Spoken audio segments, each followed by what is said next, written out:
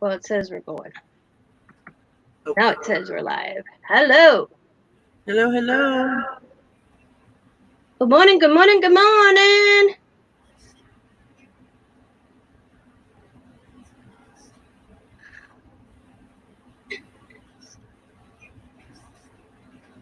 There we are. Down. Share it out. Yes, gonna share it out. Copy.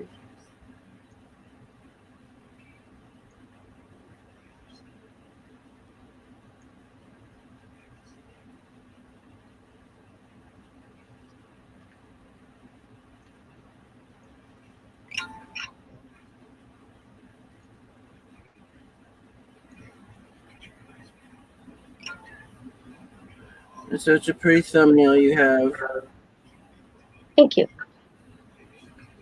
I can send that to you, you know. Okay, cool. I can send you all my thumbnails. I couldn't find the one for or collab, which I need to catch up on that too. Yeah. Oh, yeah. So do I. I'm ahead of that. I'm the person that started that, and I've sucked at that.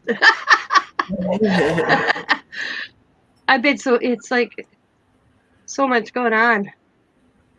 There we go. Yeah. Maybe we'll have a few people come in. Was honey? Yeah. Oh goodness. Okay. So I'm gonna.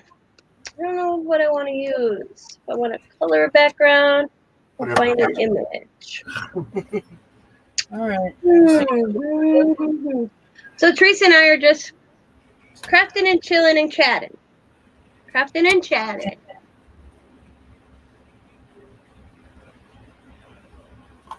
And I'm gonna just so this cigar box. I'm gonna alter it.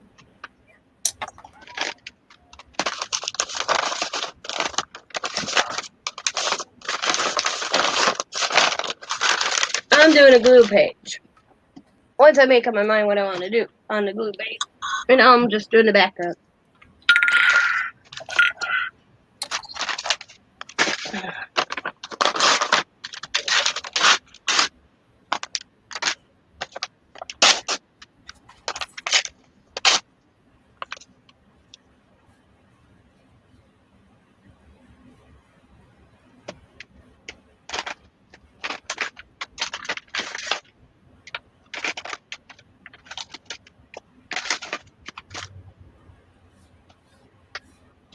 I didn't realize how early it still is. What? Sorry. I didn't realize how early it still was. 11:30 here. Not for you. Yeah, that's true. Just seems like it is.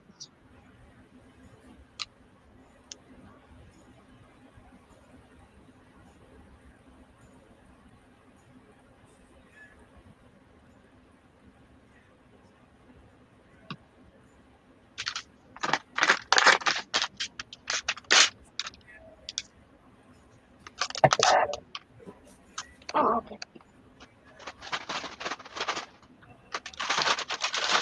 So look at this. I was going to show this on my video yesterday from Sabrina, and I forgot, so I'm going to share it now because I'm actually going to cut it up. Look at how she mailed this. She mixed meated it. Oh, the paper? Yeah, the whole package was. Yeah. Wow. The front looks like this as well. So I was going to save the back, and I forgot to show it on the video. All of a sudden I turned and I'm like, man, I forgot. So I'm giving kudos now. Oh. And does she like the duct tape? I think it's cool. Yeah. Okay, I don't know. Oh, she used her PO box. So see, the front one's just as cool. Oh wow.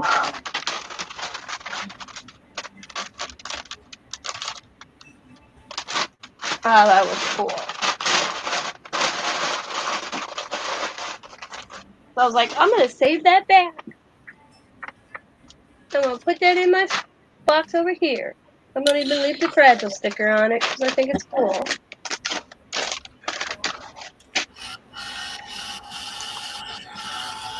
Oh, I gotta turn Nightbot off. Oh, okay. Yeah.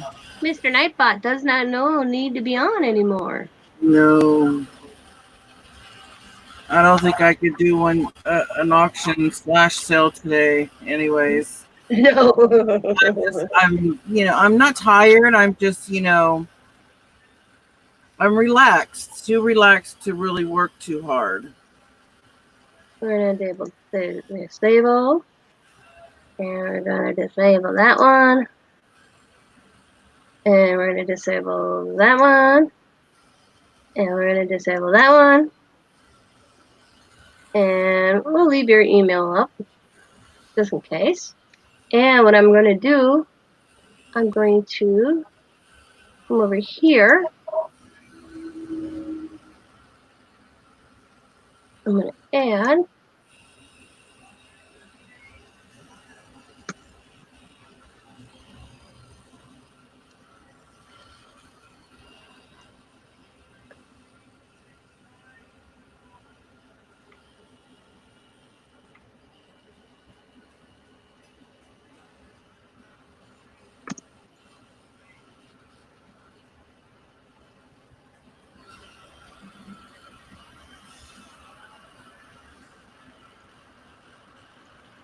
So we're gonna leave probably like at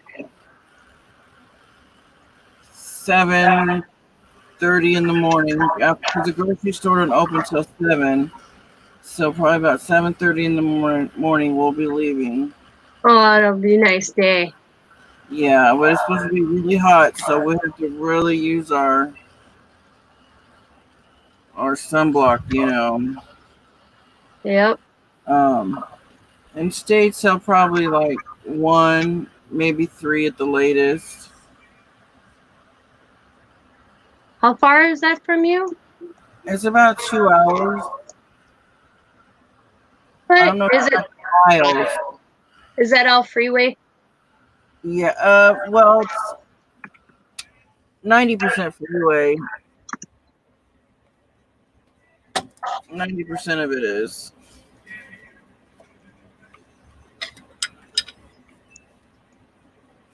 What sucks is when Scott's off work, he's so exhausted from the heat in the plant. He don't want to do You know squat. what? Yeah, I understand that because I used to get so mad at Sean for that stuff, but you can't blame him. No, I don't. I'm so used to it that I get it. Yeah, it took a while for me to understand that, Tina. It really did. But finally, I mean, he came home, Teresa, and as I was making dinner, I went in to ask him a question, and he was already sleeping. yeah. He didn't even have the energy to go. What the hell was I say? Take a shower. He just. See, and I was bad about it when Sean was doing more labor jobs, So Yeah. that wasn't very nice of me. But I, I've I think I've made up for it and apologized plenty of times for it. I've changed. I'll grow up. Yeah. I just wanted my time. Yeah, I get it. Yeah. Totally get it. But they're exhausted. Yeah. Yep. I guess nobody's around right now. I'm saying it might be too early.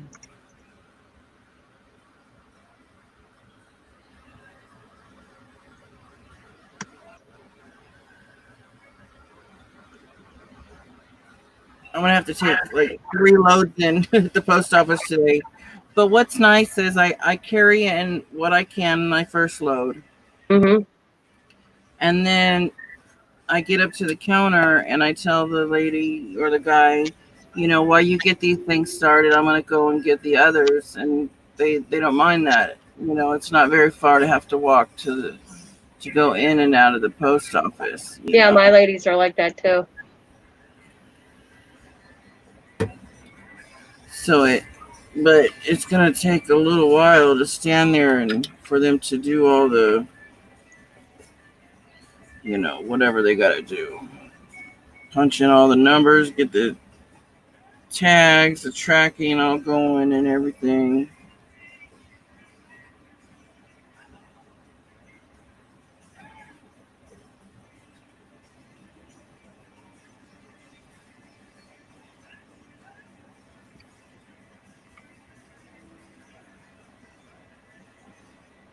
What are you doing in your glue book this time, Tina? I don't know yet. You don't know yet? You just starting the background right now, huh? Yeah. Right now I'm fixing stream Nightbot. Oh.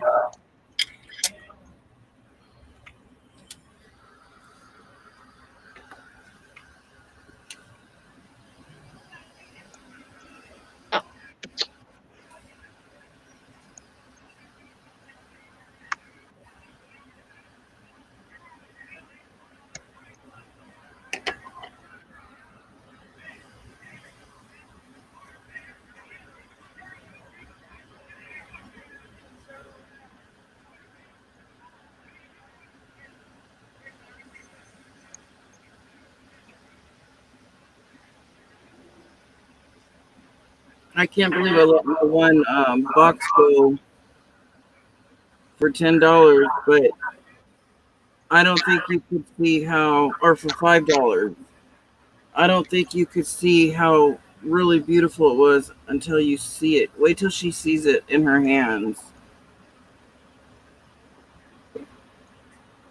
You know which one I'm talking about? Yep.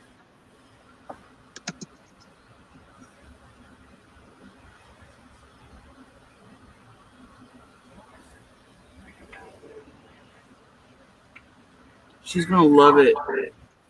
At least I think so. All right, let's see. Make sure I got all these off that deal with the sale. Left your email up, so if people come in, they're like, Tereasa, your email. Oh, yeah, thank you. I appreciate that. There we go. All right. Okay, so just in case, there we go. Well, I really appreciate that. And I put your information up to join your group. Oh, thank you. That's what I was doing. What a sweet friend. Thank you, Tina. You didn't have to do that. You're going to tell me what I tell you. I know.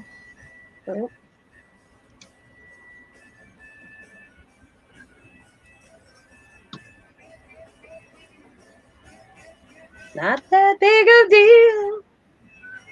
But hey, get it out there, get it out there more. Get it, get it, get it, get it.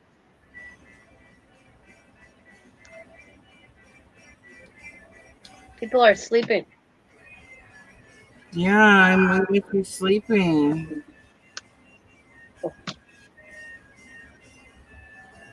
That's all right. We can have fun by ourselves. Yeah. Or is somebody having a sale? And I'm missing. I know, but if at any time you want to end it and come back later when the people are more awake, you just let me know. I don't know if there's a sale though. It's Tuesdays. There's a lot on, but there's hardly anybody watching anybody. So yeah, so it's not just us. Yeah. It's all good. Hey, we're having fun. We're crafting together. Yeah. It's all that matters. Well, they all matter, but I'll be doing this if I wasn't on here. So yeah. Because today I was taking a break. You're taking, yeah, but you already did a whole lot of work. Yeah.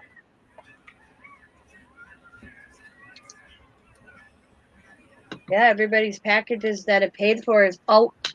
Yeah, mine too. Well, no, they're in my truck waiting for me to leave here in a little. Well, after I'm done being having some fun here with my crafts.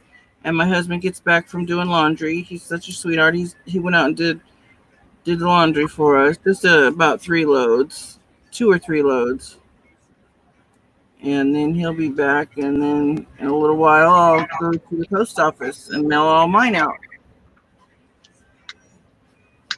Scott will switch my laundry. He brings it down for me because Stairs and me are not good friends at the moment because of my hip.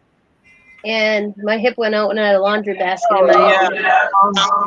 I let the laundry basket go and I just sat down. And I scared him because he heard the thump thump from the laundry basket. He thought it was me. And he's like, oh shit, he says, you almost gave me a heart attack. What's up, baby? I said, my hip. I said, I had to sit down, so I let the basket go instead of letting me continue. So he's like, you know what, baby, from now on, he's done it for me often, but he's like, let me bring him up and let me bring him down until your hip gets better. Yeah. So right now I gotta finish my laundry. I got my baskets down there right now. I did all the towels and his last week, and mine's down there. I have to do mine. I got one, maybe 2 loads, if that. It's more probably towels from the kids being here when we were doing the sprinkler than my clothes. Because I'm one of these, I'm only crafting, so I'll wear the same shirt a few days before I'll throw it in the laundry basket. Yeah, if I craft shirt, I'll do the same thing. Yeah. Mm-hmm. I mean, I got my craft shirt looks like mixed media backgrounds. And I look down to make sure I have a crappy mixed media shirt on before I come in my craft room. I've ruined a lot of nice shirts because I didn't pay attention. Well, I'm wearing pretty dresses right now, but I have an apron. But hopefully, the apron doesn't mean anything really. Yeah. It just helps. So hopefully I'm good because I'm going to be leaving. That's why I'm wearing this. But other than that, yeah, I wear a craft shirt or something. Yeah. And sometimes the apron.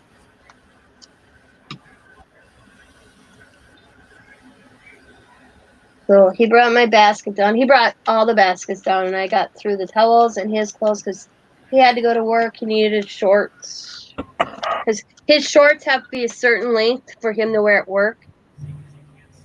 And so I watch him. I'll do a small load of his shorts, especially now with him sweating so much. I wash his mask, his shorts, and then I'll throw something else in. I don't wash my clothes with Scott's clothes because his clothes are from work and they have this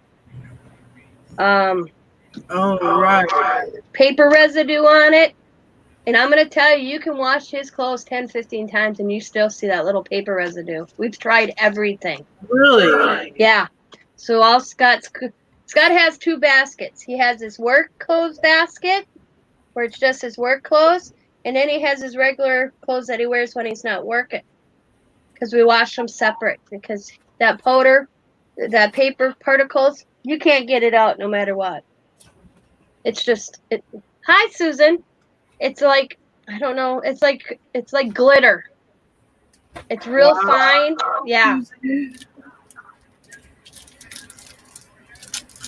I didn't know nothing about it like that. You know how we get that little paper, you can barely see it. It's as fine as glitter. It's like glitter. Yeah. It's all over his clothes. He can wear a blue shirt and I can see it. Just right. Yeah. And you get them washed, but it just sticks. It's like Klingon. It's the best way I can describe it. I realized it one day when I washed a black shirt of mine with his clothes. I just threw a load in, not thinking, and I got out my black shirt, threw the washer into the dryer, going, "What is on my black shirt?" And he looked at it and he goes, "Ah, shit," he says. He goes, "I threw some of my clothes in your laundry I wanted washed," he says. "That's my work shit. That's my work." So now we have 2 baskets for him. Yep. So I washed And with his mask, because his mask, I could see, because he's got the black mask, and then in the inside of the mask is white. I could see the sweat line. So when he comes home at night, sometimes I hand wash it, sometimes I'll throw it in a washer. Usually I don't have to do his work shorts every night, but his mask I washed it in the kitchen sink with Dawn dish soap and hang it out to dry, and by morning he can grab it and it's freshly clean. Because he has to wear, the company's ordering more masks, because Scott's brought that up. He goes, do you know we're sweating our butts off in these masks and you only gave us one? Oh, wow. So the company's ordering more masks for the guys. Scott goes, and I like the one Scott has, so Scott goes, can I get one for my wife? Cost him $2. So the lady's like, I don't know if I can give you one for your wife, but, and then the guy says, we should get a case full and tell employees if they want a mask, two or $1. I don't remember what he told me. They can buy. So Scott's gonna pick me up one of those. Oh, nice. Yeah. Because I put Scott's on after I cleaned it one day, and I'm like, I can handle this one, honey. He tried the ones we bought that had the air thing. He agreed with me. He goes, they are too heavy, especially maybe in the winter, but right now, I mean, he basically when he's in the factory, Teresa, he's having your weather. Dry heat. Yep, and I mean, the other day he told me when he looked at the thermometer in the factory, it was 150 degrees. Oh, my word. Thank you. What, Teresa? Thank you. Oh, no. I was just saying that's crazy. Yeah. It's from all the machines, and there's no, and they have air conditioner, but it don't cover a big. You figure a big building. Mm-hmm. That's why when he comes home, he's drenched and he's exhausted. And it's not from the work; it's from the heat in the factory. And they're really cool because they're giving the guys more breaks than usual, so nobody gets heat exhaustion. I made this paper with it's called swirl. It is very unhealthy, exactly. Scott's had heat exhaustion 3 times. Not this year, last year. I'm always waiting to get that phone call because company policies is that they will not. Then I like their company policies. If they get heat exhaustion, they'll drive them, or depending on how bad it is, they'll drive them, or they call an ambulance, and then they bring them home. And then, like for instance, with us, I don't drive, so then somebody from Scott's work will come and get him to go get his vehicle, like the day after or whatever.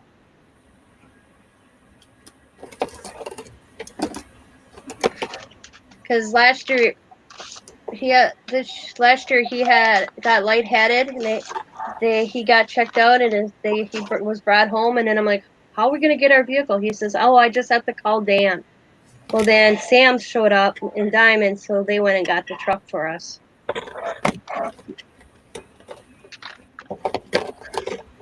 But yeah, that's company policy. They don't Wow. They're pretty cool. I like this company he's working for, actually. Because he already told his boss, he says, my wife has to have shots in her hip. Matter of fact, if they don't call me by tomorrow. They allow water. Yep, you're allowed water by your machine. They actually provide bottled water to all their employees. Tina? Yes? Which color for this box? The turquoise. This one? The one on the end. Far end. That one. I love that. I have that paint from you. That's one of my favorite color paints. The thick body? Yep. Yeah, they allow water. They allow water You can't have like soft drinks, but they allow water. They have little fridges out on the floor, so you can. And they each gave them a. It has a flip lid thing because they have water coolers out on the floor where you just go up and you fill your cup. Each got one with their names on them. And it has this little thing inside of it that keeps the water cold. That's cool. Yeah.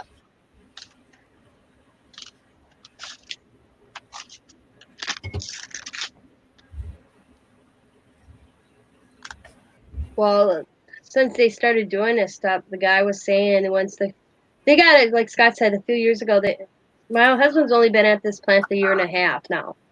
But he was talking to one of the guys, and they had a new management team come through to oversee stuff, and these were little things that this new manager put in effect, and the less people were getting, because it had been, how did Scott say it? The guy said it'd be easy 3-4 times a week somebody would have to be brought in for heat exhaustion. In the sense they added these little water coolers out on the floor, and they each gave one of the guys their own cup, and then they have little coolers out there, so they put their cups in their cooler. Yeah, little bottle. It has this thing coming down because Scott brought it home one time, and they're responsible to make sure they wash them. So Scott brings it home on his weekends off and gets washed, and he takes it back, and it's got this long tubular thing, and it's got like this thing on the bottom that freezes.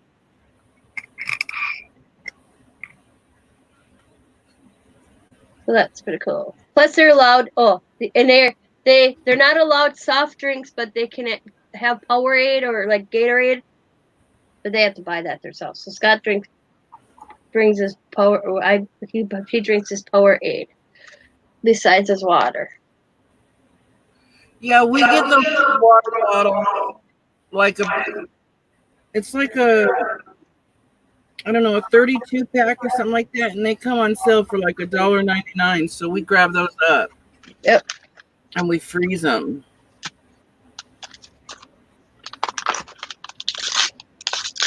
Scott says the water cooler guy at his work, I bet you, is in there 4 or 5 times a day. He comes in and keeps filling up the water cooler. Wow. Because it's just one of those like little bubbler things where they put the big round thing on top of it. And then there's the coolers right next, or the little fridge or whatever you call it right next to it for them to put their water in it. Each got their own cups. Right. Yeah.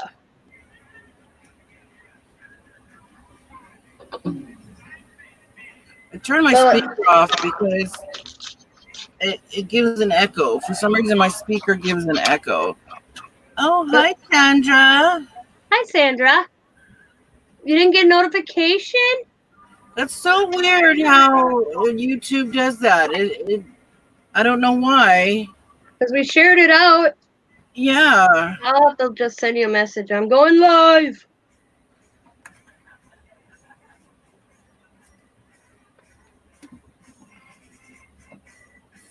Yeah.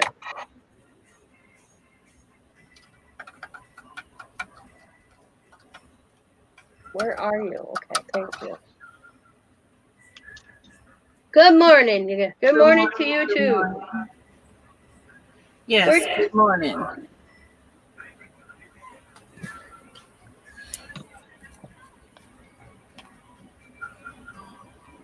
Good morning. Good morning. Good morning to you. I can't remember where that's from. I know that they're all on like a block, like a neighborhood block where they're all out there and they're like, good morning. Well, good morning to you too, Sam. Good morning. I watched this video, I had to have these race cars. I call them Fast and Furious cars. Going down this neighborhood block for this kid's birthday a couple weeks ago. And this lady came out, all mad, stopped and stood in front of these cars and would not move. Because they weren't supposed to be in the neighborhood and da-da-da-da-da and all this and that. You saw this? Yeah, it was a video. Oh. And so the guy, because it was a little boy's birthday. And the little boy, he has leukemia, so he can't go out and about because of coronavirus. Can't have a birthday party. So his parents asked him, "What do you want for your birthday?" He says, "I just want to see all the Fast and Furious cars." And his dad goes, "What do you mean all the Fast and Furious cars?" Well, I guess last summer, the dad took him to this place where all these fancy, like Fast and Furious looking cars were at. Okay. And so he got a hold of this group that they show off their cars in parking lots or whatever. So they said, "We'll do a drive-by." So, I mean, there had to be 60 to 80 cars. And she was blocking, this lady came out to block them from going through the neighborhood. Stood in front of the cars. The dad came out and said, "What the hell are you doing? They ain't supposed to be in the neighborhood." And she's just bitching, going off. And he's like, "They have every right to drive down these roads if they want to do it one time or 100 times. Well, have them stop revving their engine." He goes, "These are the type of cars that can't sit idle. They have to rev their engines if they're sitting. If you would move, they wouldn't be doing it because they weren't, showing really. They were just doing a drive-by. They weren't sitting there going boom, boom, boom. But they had to Yeah, they because were they just were. idle. They had a high idle. Yeah. So they finally, some other neighbor says, "Just we'll figure this out. Just have them all, because it was getting heated, and this smart woman came out and said, 'Hey guys, get back in your cars. Let's not get you guys in trouble.'" Well, so they went to a different parking lot and parked, and she called the cops on them. Wow. Well, she's the one that got ticketed, not the cars, because I don't remember what the ticket was. Something about blocking, and that she had no right to tell. Good morning, Laura. No right to tell them Good that they were morning. on these streets.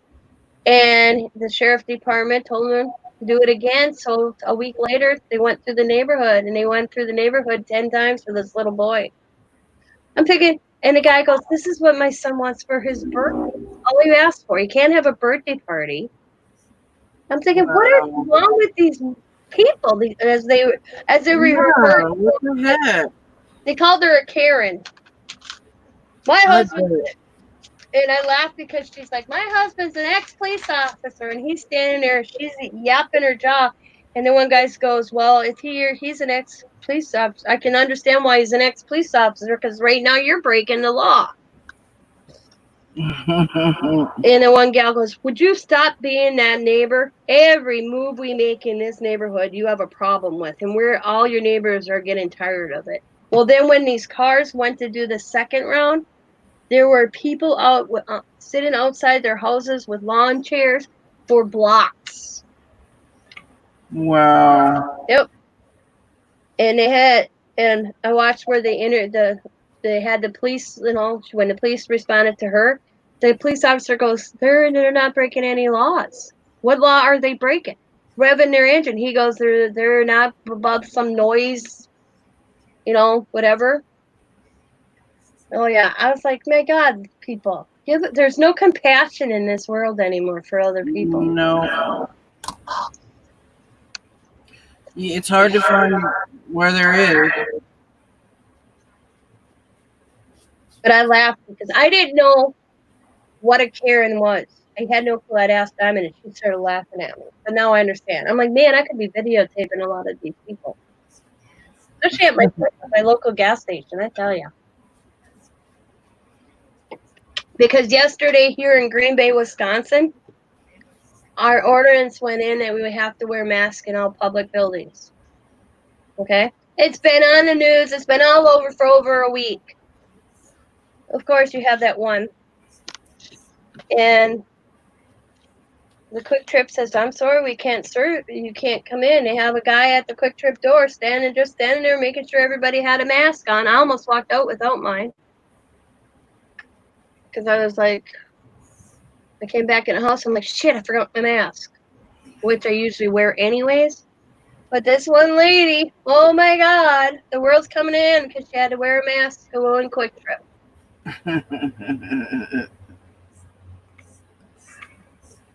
And like the one guy standing there, the one guy or customer goes, you know what? They do suck. I'll agree with it. They suck. He goes, but you know what?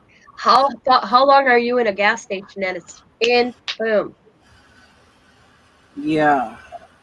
See, I have 5, 6 masks in my purse. And this morning I took my bag with all my packages in. I just grabbed my little wallet out of my purse. Usually I have my whole purse. I just got a little purse that's this big and it goes crossways across my chest. Usually I grab that, but due to the fact that I was grabbing my bag full of all the packages, I just grabbed my wallet and threw it in the bag. I wasn't that far. I just shut my door. I went, shoot. I had my mask out of my purse sitting next to, but Hi, Laura. to grab it going out the door, and I just forgot. But I'm glad I wasn't that far out my door. I literally shut the door and locked it and realized and looked at and went, Yeah. damn it, I got to grab my mask. I can fit 2 in my purse. I have a little purse, so. Well, I got a couple in my purse. I got a couple in the truck. Yeah, I have a bunch in the truck, but Yep. in my purse I have And 2. then I have a package in the glove department in Diamond's truck. So, because I go with Diamond, just in case. Yeah. All right, I'm gonna find me some images.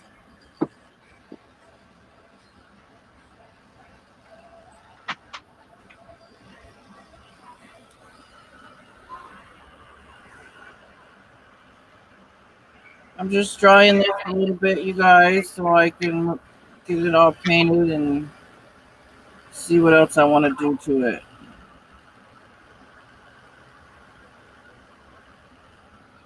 Really, Sandra? My audio is bad? Okay, let me go out and then come back in and see what happens. I'm sorry. It's painful, Sandra Miranda said. Oh, I am so terribly sorry. Okay, what did I miss? I need to go out, Tina. Why? Sandra Miranda says my audio is painful, so it sounds terrible. I think.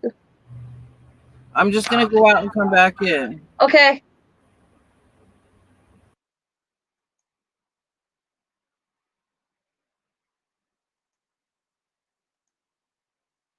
I'm ready. Okay, now I just have to figure out what I want to put on there. Maya does that sometimes too because of streaming. I don't know what causes it. All right, well, there we go. Chris is back. Is this See, I any don't better? hear it. Any better? Any better? I hope this is better.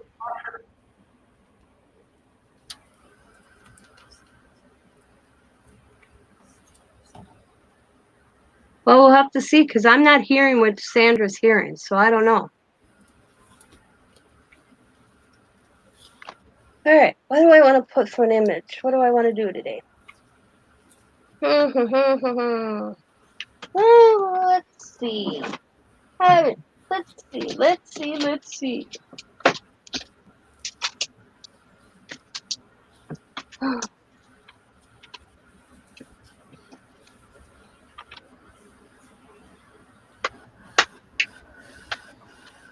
I haven't used this one yet. It's brand new. Why is it echoey? Let's see if I turn it down on my end, if it'll go away. Sometimes that helps, so hang on.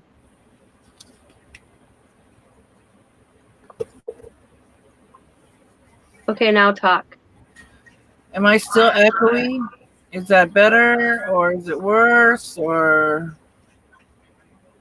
how do I sound? I'm sorry, you guys. It sounds bad. I'm not sure what to do.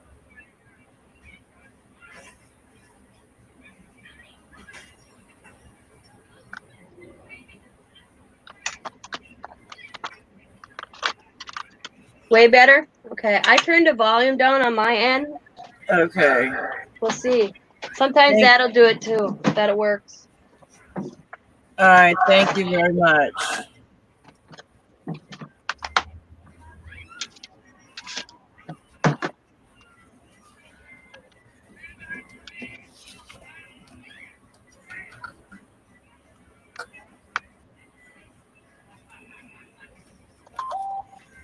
Somebody loves me. Somebody messaged me.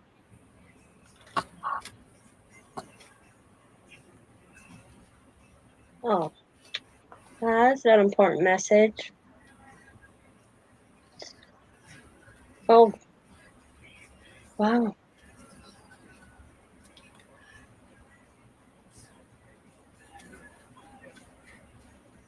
Yep. Oh, my. Um, Gotta pick up my prescription. Okay, thank you again for telling me. All right. Okay. I Sorry. hope the post office is ready for me today. So I sure hope that post office is ready for me today. Yeah, you have a lot.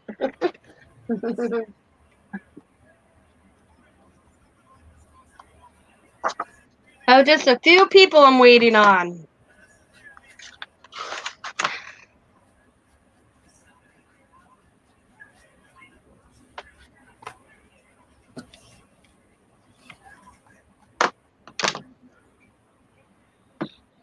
Yeah, overall it turned out to be a really good sale, Tina. And I don't think I told you, but I want to say thank you for doing it on your channel. Um, it went really well.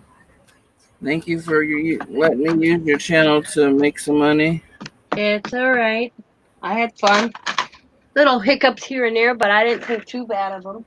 Yeah, I've seen worse. yeah, really.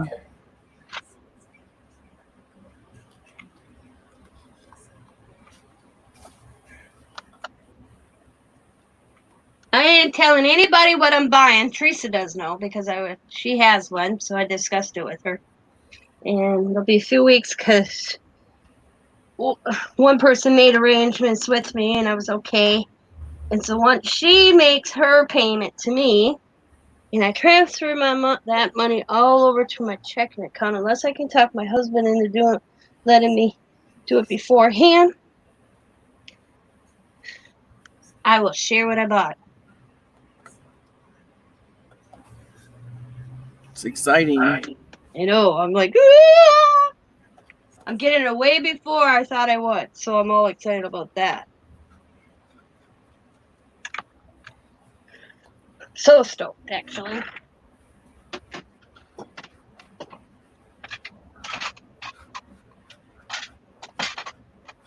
I'm sorry about the echo.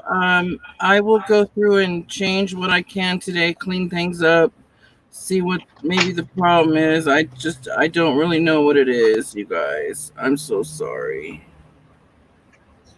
I need to take my cover off my ink pad. See, I don't think it's that bad. And I don't know what they're hearing because I'm not hearing it. Maybe because I'm the host, I don't hear it. I don't know. Yeah, and I wish I knew where the heck to start to even fix that sound.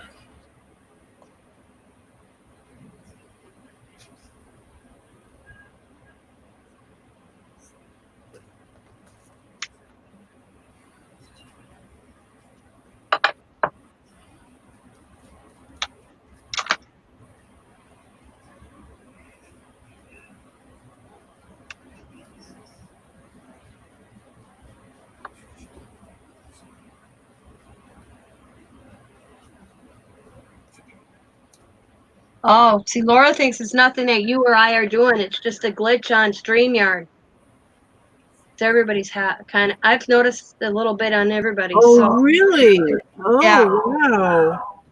I didn't even think about that, Laura. Wow. Hmm. Interesting.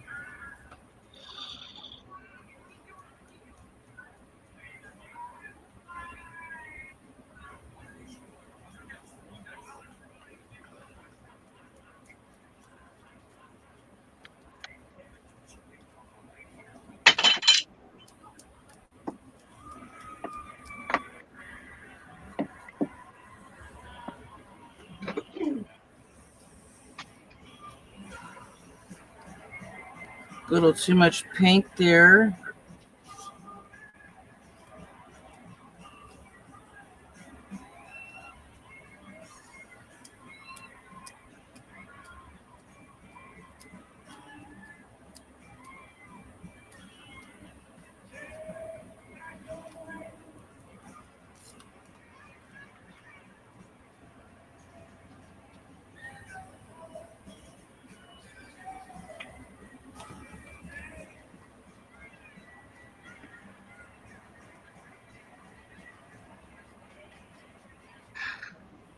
Alright. What?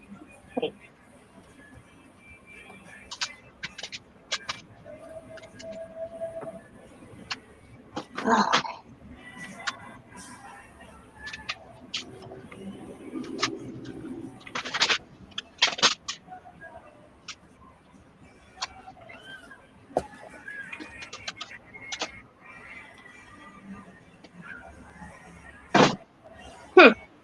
I guess I'll have to use a new one.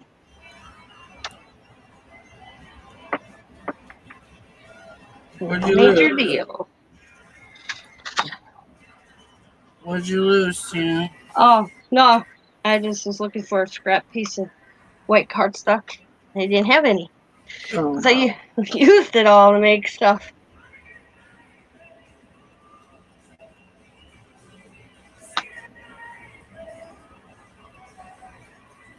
So I was seeing if I had one just somewhere else, and I didn't. Okay.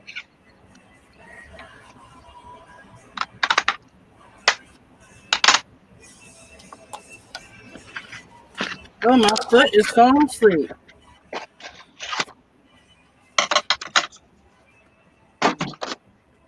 Thank you, Laura.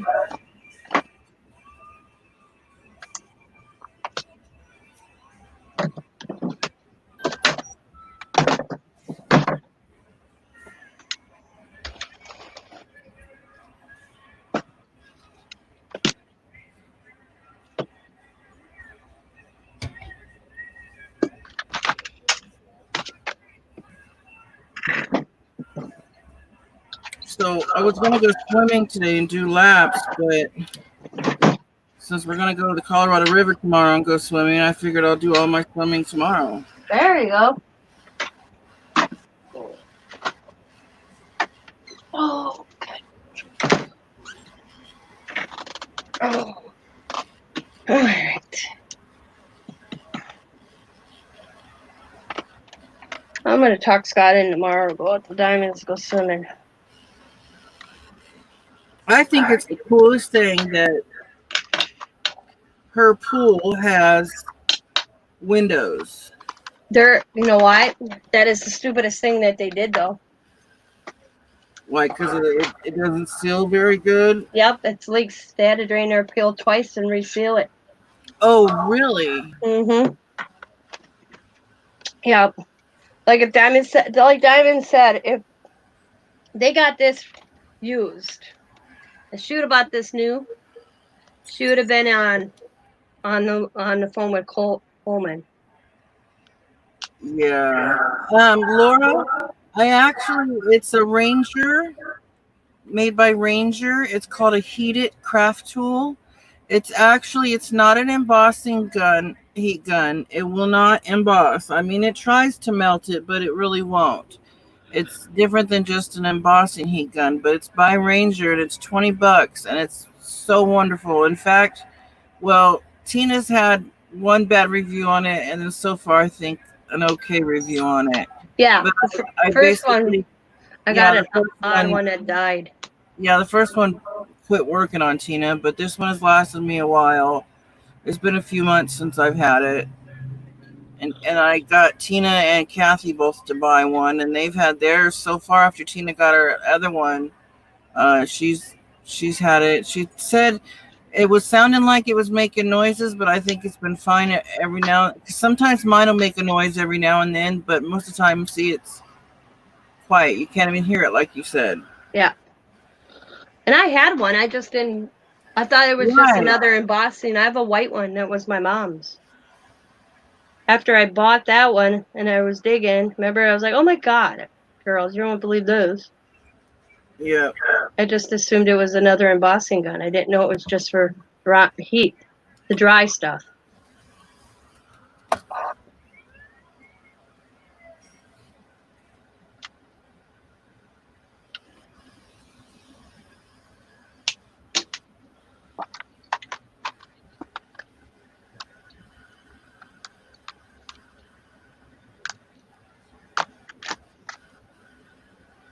But I think I got mine on Amazon, and it was cheaper than where you got yours, Teresa. Remember?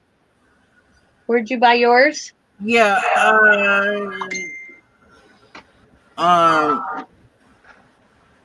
Okay, if I didn't get it on Amazon, then I think it was scrapbook.com, wasn't it? Yeah, because you were. I almost. It was almost a $4 to $5 difference. I paid a little bit more than what you paid. You got yours from Amazon, right? Yeah. Yeah. I don't know if Amazon didn't have them at the time or what. I don't know, or what I was doing, but I think I ordered mine from Scrapbook. Or no, Joggles, right? Yeah, Joggles. So I did pay a little bit more, I think. You sure it was Joggles? I think. I don't know. I've only ordered from scrapbook.com twice, and I don't remember the heat gun with it. It could have been. Who knows? But it was more. Yeah. I know that. And Rangers is, and if you go right on Ranger, yeah, go to Amazon.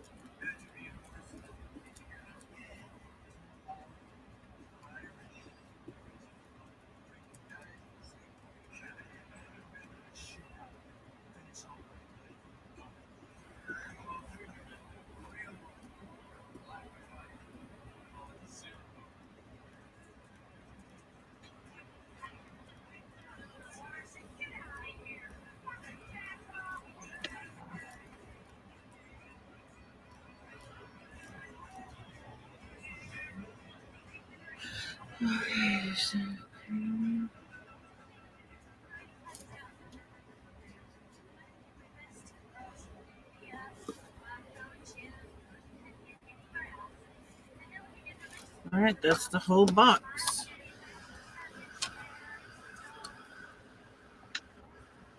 I really appreciate you doing that Nightbot for me, Tina. That's cool. Is it? Yep, it's coming up. Yeah.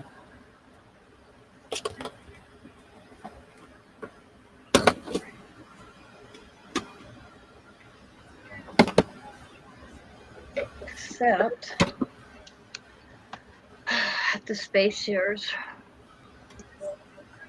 fix that here.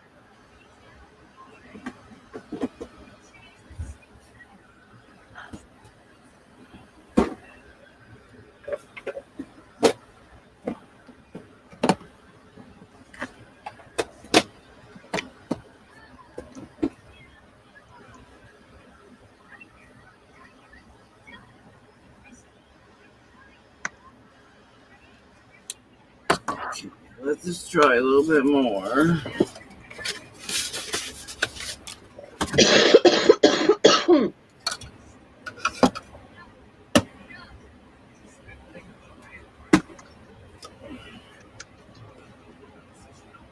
This is what aggravates me on these ones, Tina. What?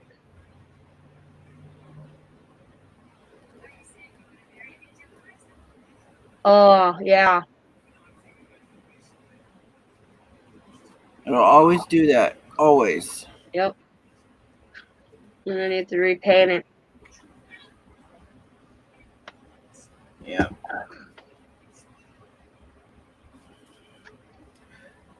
So, in the meantime, I'm going to put these paints in this basket because they're easier to get to. Let's just hope they'll all fit.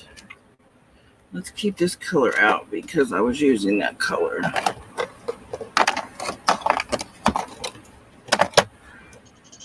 Let's do this.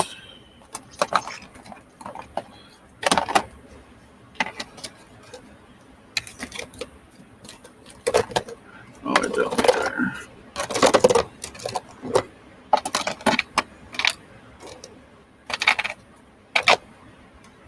It's my white.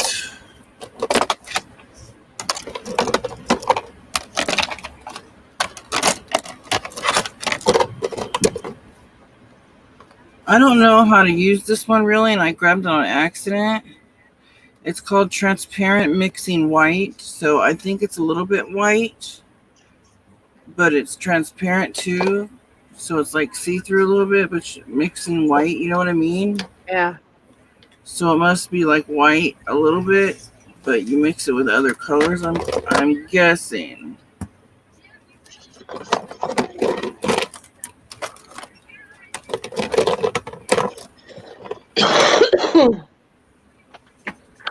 Yeah, this is a delusion stamp. Yep. I love my delusion.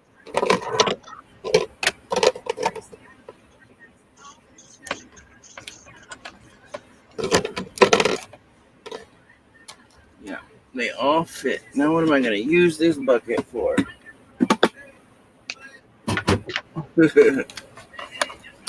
Yep. One of my newest ones. It is called The Cat and I. And then I have the Wado Wado, Pandora, Mini Moo, Ruby Rainbow, Curious Corin. Yep. I have a lot invested in delusion stamps. I'm surprised I haven't ordered the ones that actually were on my wish list that I got an email. But I got my mind set in one direction at the moment, so I'm staying away from joggles. Oh, you're staying away from Joggles? Yeah. Why? That's our favorite place. Because I got a lot of money I got from my sale, and I got plans for that. If I go on a joggles, Oh, man, that's right. I keep forgetting what you're gonna do. yep. I'm sorry. I go to joggles, I could spend it all in one spot.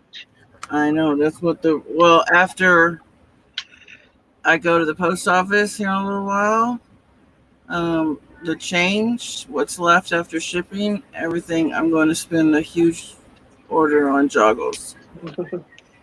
Maybe around 150. Yep. Oh yeah, I could easily right now. But Because everything I want stamp wise that they were out is now in stock because I got the emails. So they must have known I did it on a sale. I swear. And I'm like, no, can't, yeah, I got no.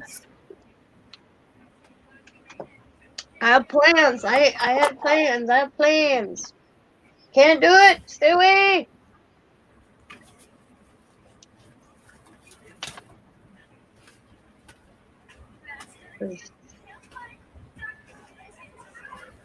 If I could, I'd have been already shopping.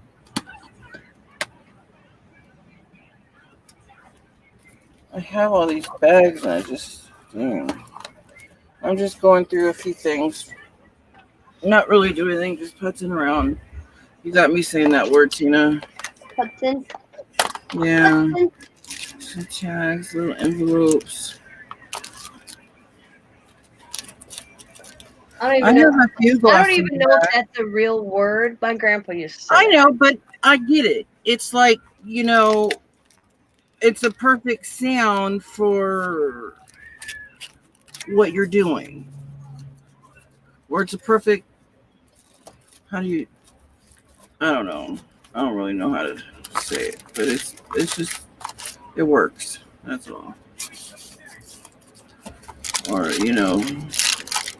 I'm trying to think of another example, and I really can't at this very moment, but.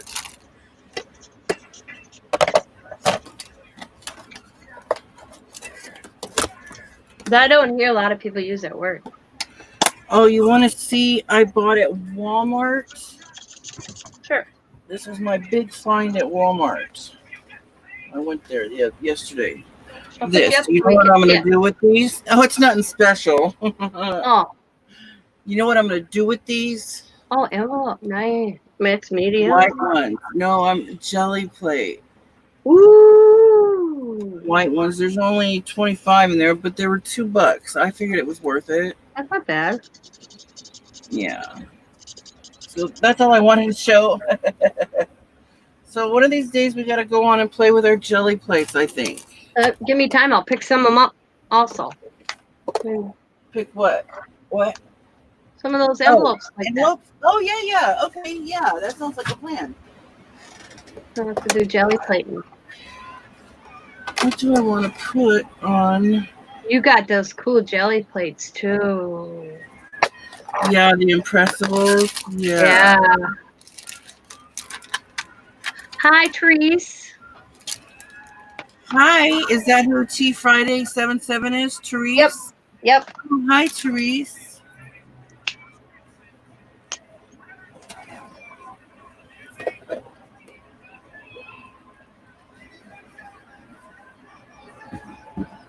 Let's see.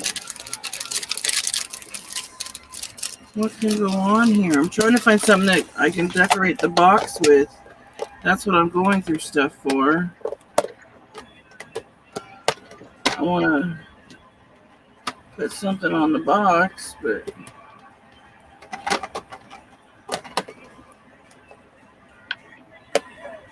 I'm not finding anything.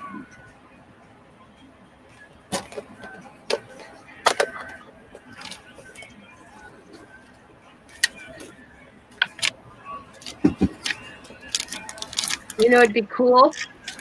Huh. It stencil the box with another color on top of what you painted. Do what?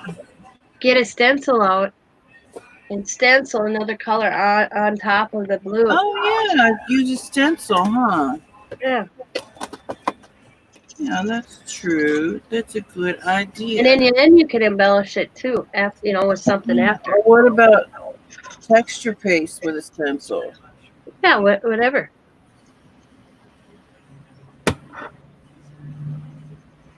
I have some cool texture paste colors, yeah. And I just did all my stencils, cleaned them all. Might as well get them dirty.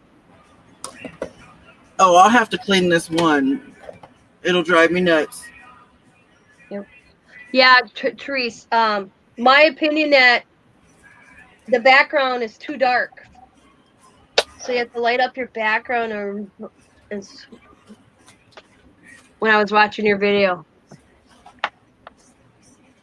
or the light itself. I know you're all excited about the light. Maybe a brighter light bulb.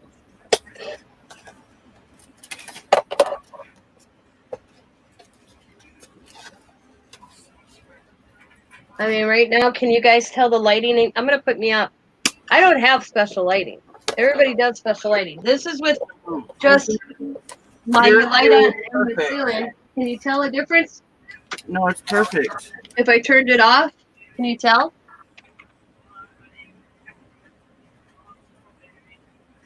No, if you turn anything off, I can't tell. Yeah, and that's just my light in my room. I don't have special lighting because it will mess with the camera if you have lights next to the thing that people don't realize. If you have lights next to your camera, it will mess with the camera itself. You have to have them a distance away. I only have a ceiling light. I have nothing around me except right now I don't even have my ceiling light on. I just turned it off and you guys couldn't tell the difference. The only reason I have it on is because of my eyes. Yeah. And I look at I have the dark background. So it's just my natural lighting in my room right now from my window.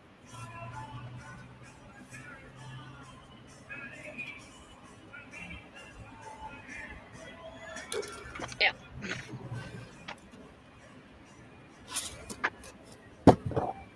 You want overhead lighting, not side lighting. Does that make sense? You want your lighting above your camera. It's the best way I can put it.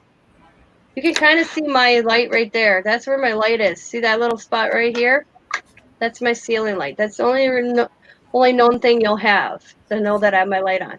Just like you could see Teresa's. Because it's over her camera. Yeah.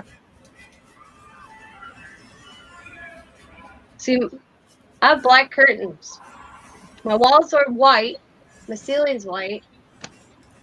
But everything's over above lighting. Don't go side lighting. Is that light that you bought coming in on the side?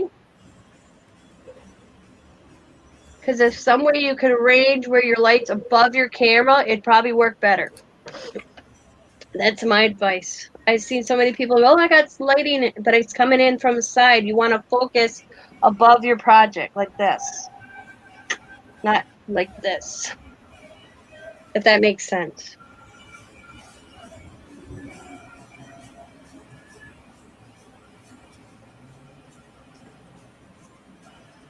Even the only reason I have mine on half the time during the day in my room is because of my eyesight, because I can do both ways without it. And you see it right there. That's my light. That's my ceiling light right there. I don't have a cover on my ceiling light. I took it off. So because with my eyesight, I hope that helps.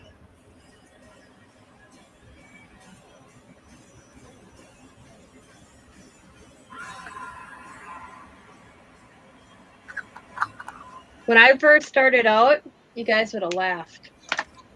When I was in the, was I? No, I was up here. But I thought I always needed more lighting and more lighting. I took one of those lamps on a stand lamps, where you had to put the two metal pieces together to make it stand. I took the bottom half off and put that above, but then I realized it didn't make no difference. That's pretty. Oh, I got that from you. That's pretty.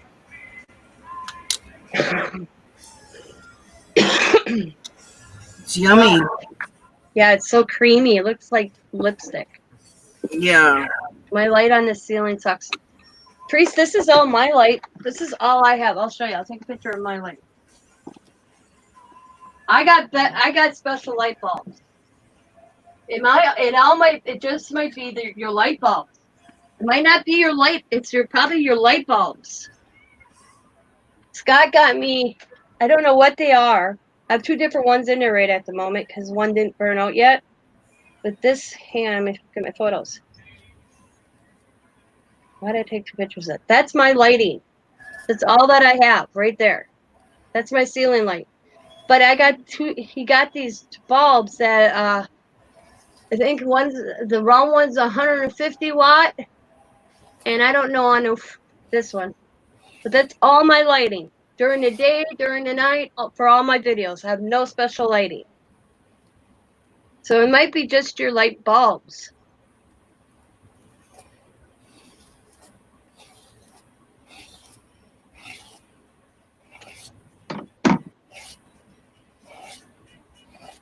And then I know you got those round ones at, I want to say Walmart.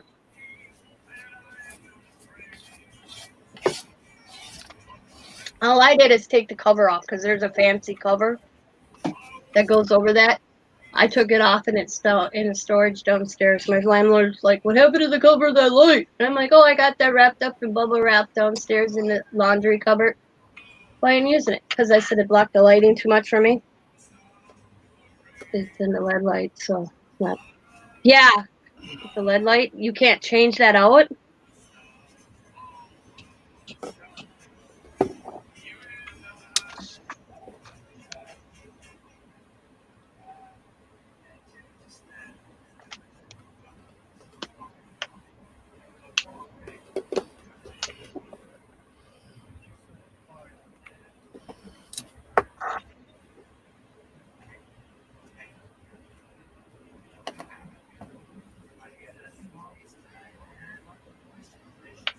See, I don't know what them are. I would have to ask my husband.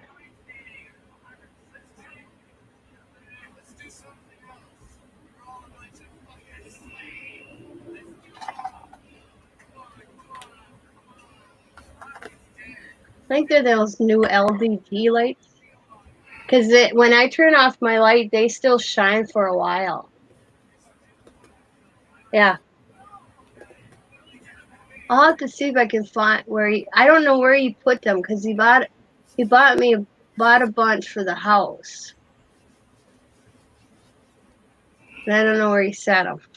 And I do not go in his man cave because that's a scary thing. My OCD goes in effect if I hit his man cave room.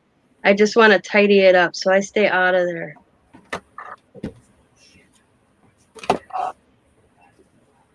It drives me absolutely crazy when I go in there. Are you talking about Scott's? Yeah, in his Where's tool. that garage? He has the basement basically there, and he has a tool room, and then he has his little man cave room next to his tool room, which was my old craft room.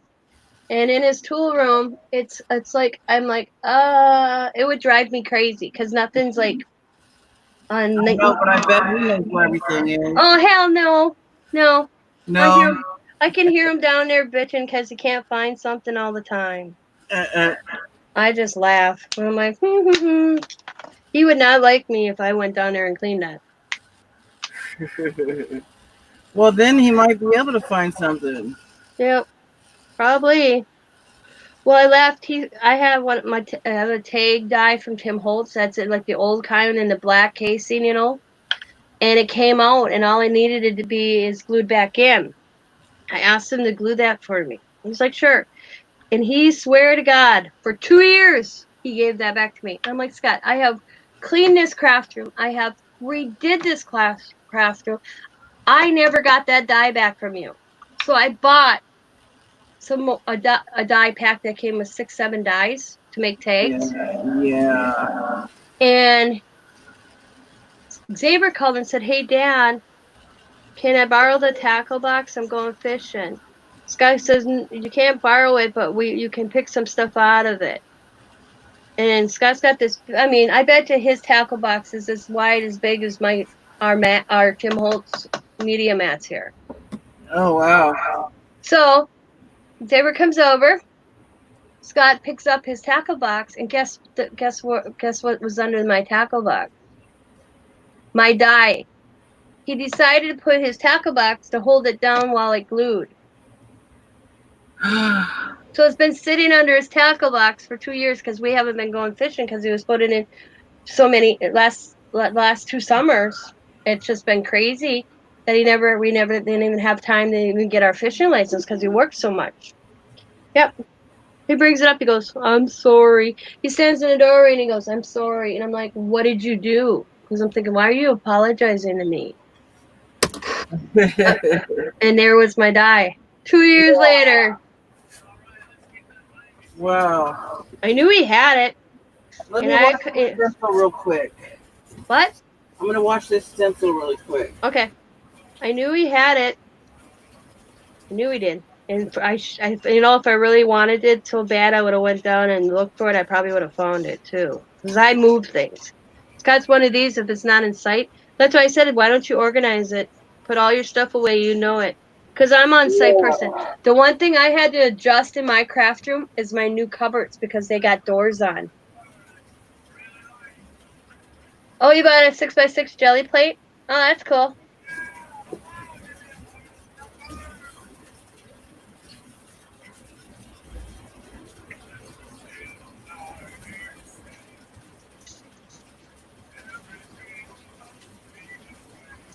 You know what you could do, Therese? Go to the Dollar Tree and buy wallpaper. Well, not wallpaper. The liners for the drawers. I don't have any anymore because Diamond took it home to redo a table. And you can lay that on your surface. I used to do that until I got my media bat. Drawer liners. So you got the sticky on the back.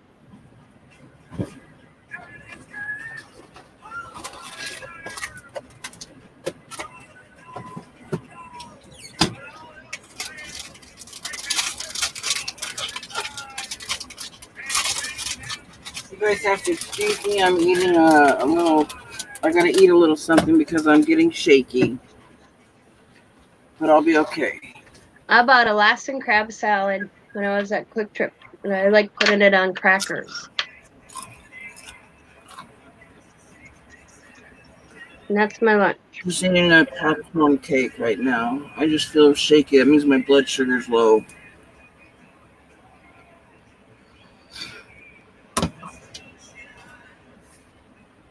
I'm very lucky in that aspect. I don't, for my age, not that I'm old, but my mom she was diabetic by the Yeah, you're not old, but I'm not diabetic. I don't take any medicine. Yeah. But borderline. Yeah, I'm not even borderline. Yeah. But sometimes I wonder if I'm gonna fall in that category where my blood sugar drops too low versus it getting too high. Because I get the shakes like that. It drops too low a lot. Because my doctor, of all the Pepsi, okay. My doctor knows I drink a lot of Pepsi. And he said he'd be more concerned with my Pepsi intake if my test would be high, like things were high. I'm trying to think what was high on me. And I was like, because I didn't exercise a lot. I don't remember what that one was. Right. Whatever that one's called, he said I could exercise a little bit more. But he understands because he was comparing last year's because I just I used to have to go in every 3 months to have my blood checked because of my borderline bleeder. Okay. Oh. And now I'm only going every 6 months. So when we were comparing, when I went in for my physical for my hip because it was bothering me, we were looking at tests from March, and he did a blood culture on me real quick. And thing is I didn't fast because he has me fast for some tests and he has me not. So I don't change me drinking Pepsi, you know. You Right. look at the comparison. That wise, I'm good. I mean, he encourages me not to drink a lot of Pepsi. Right. But he says, test wise, when he does all that culture, he says, I'm doing it. My blood pressure's awesome. My sugar count, my blood count, everything's awesome. Now I only have to go every 6 months to have my blood checked to see, because I was on medication for that up till 3 years ago. For blood thinning? No, because I don't clot when I cut myself. Oh. Yeah, I don't stop bleeding. It could be the slight little shaver cut, and it won't stop. I have had it since I was a baby. Oh, wow. And I was on medication off and on for years for it. Well, I want to say a year ago, my tests were coming, and it might be an age thing. When I started going through menopause at 40, things started changing big time. And my iron was always low. When I had my periods, it was worse for me because that's why I was put on medication. Because it's like my body doesn't want to bleed. It doesn't clot. It doesn't stop bleeding, and I don't produce when you produce your own blood after you cut yourself. It's weird. I don't know how to Do you describe know it what in your the blood proper. type is? Huh? Do you know what your blood type is? Not off the top of my head. Scott asked me that the other day, and I can't think. I want to say I'm B negative, B positive. No. I don't remember. I'm RHO negative. Yeah. I told Scott. Scott goes, "What's your blood, honey?" Because he was watching something, and I'm like, God, I don't know if that's. I have it on a card somewhere. It's in my files. It's one of those questions you don't get asked a lot, so you don't think about it. But I used to have to wear a thing on my wrist, like for Yeah. an ankle bracelet. I used to wear that. I wore it around my neck because I don't When you like had your kids? on my wrist. What? Did you have to wear it when you had your kids? Yeah, they knew. I've had 2 blood transfusions in my life, so I can't give blood. Yeah, I've had one. Yeah. Well, I don't know. Do you count each time that you're given blood, or do you count just that whole time you're in the hospital? Oh, I don't know. Oh, I always just say it Because I twice. had to be given 3 units of blood. Yeah, I was gonna say I only said twice because I was in the hospital both times, so I don't even know if they gave me more than one. But I know I had blood transfusion. I don't know how many. That was back in '92, though. And that was because I cut my head open. Oh, wow. Yeah, and that was when I was like 15, and it wouldn't stop bleeding. What happened? That's remember a car accident. I believe that one was a car accident. The one time before that was my brother hit me with a log. Ended up with 16 stitches in my head, and it just wouldn't stop bleeding. Oh, and that had to do with that blood thinning stuff, huh? Yeah, because my blood doesn't thicken to clot. Mm-hmm. Are you anemic? I have been. Oh. But when I was a kid, I'd have to go in every 2 days and get shots in my. I'd laugh because the nurse would say, "Right side or left side today?" Oh, let's do the left. The right's hurting. Yeah. I remember that. And then in the last 3 to 4 years, my doctors noticed a change in my results, in my test results. So first, we slowly took me off the medication. And then now I only go in every 6 months to have my blood checked. And I'll notice there's little things I notice because I had a concern this last time. So that's why he did blood culture on me. And my iron was down. Oh.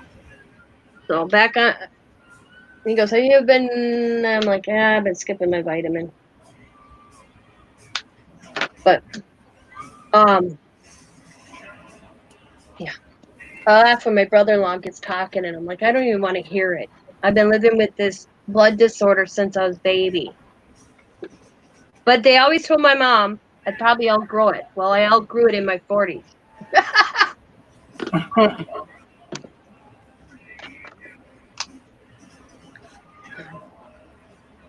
Not in my teens or my childhood.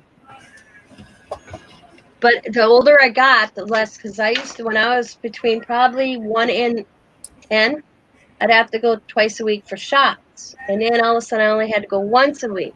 And then all of a sudden I only had to take a pill, a medication. I was on the medication, God, until I was 25. And then they switched medication. And then they'd switch it once in a while because your body can get immune to your medication after a while. But I was on medication for it off and on all my life. It was in the last 4 years that I haven't had to swallow a pill for it. So finally, something's happening. And my doctor is a firm believer because I went through menopause. Oh. Yeah.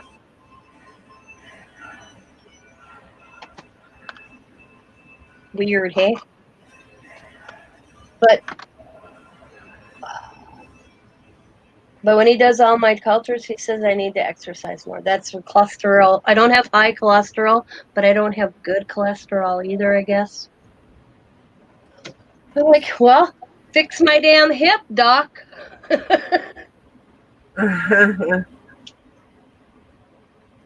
Okay, Kathy paid me. Kathleen Lake paid me. That's one of the last girls. Okay. Okay, so I have to fix that. I just got the notification. I have to fix that when we're not live no more. Yeah. Okay. I guess I can get that order done today too. Kathy Lake?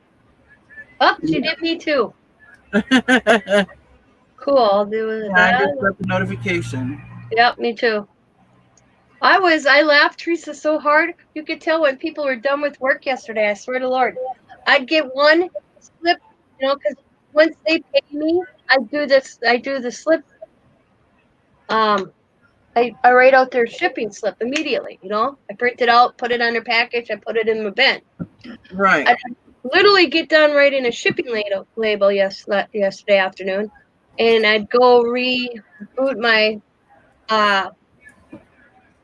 PayPal to refresh my PayPal, and somebody else would pay me, and I'd be like, why isn't this coming out? Why isn't like the shipping fee coming out? And then I look because somebody else paid me, and so my balance was not looking different. Because I had 4 people, boom, boom, boom, back to back. As soon as I write a shipping label, I'd go back and it'd be paid. Yeah.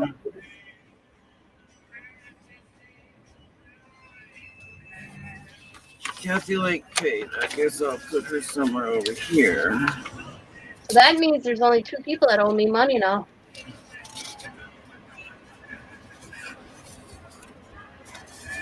Well, 3 counting Jennifer, but she made arrangements. Yeah, Jennifer made arrangements. You're going through that now, menopause? I was premenopause at 40. I'm pretty much done. Well, Your body, what my doctor said, is you're never done with menopause. You can go weeks, months, years without hot flashes, and then wham. But I have no periods anymore. No bloat. I have a little bloating, but nothing. But I tell you, the first 3 years when I first started, oh my God, just shoot me.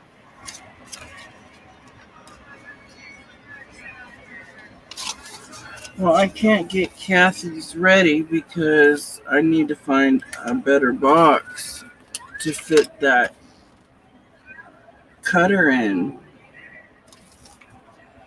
Um, Finally, I'm getting rid of that guillotine cutter, that bigger one I had, you know. Ah, okay. Uh,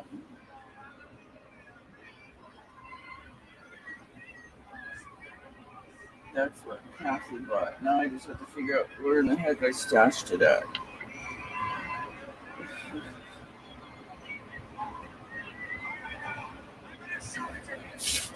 So, Tina, do you think that we can go ahead and call it? I mean, it's been an hour and a half. I know not 2 hours, but I Yeah. kind of I ate the little cracker thingies or whatever popcorn thingies, but I'm still just feeling a little shaky. And I can't. My mind can't focus on trying to craft it this very second because I'm trying Yeah. to come out of not feeling I'm so gonna well. stay on and finish this up. You can go Okay. if you're not feeling good. That's all Okay. right. Well then. Okay. I'm so sorry. No, that's all right. You have fun. I'm gonna get ready to go to the post office after I feel. Do what you have to All do. right. Thank you. Goodbye, everyone. And then there was me. Oh yeah. Yep. That's what my doctor told me too. He told me you're not out of the woodworks yet.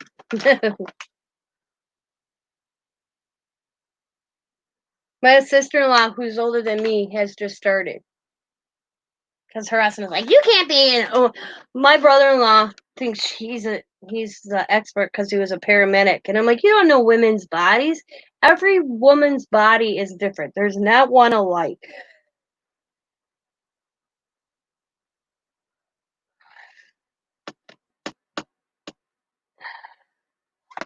I'm like, I tell them to shut the hell up. Women can go and have different symptoms of menopause for years, even after the fact. That's how my doctor told me.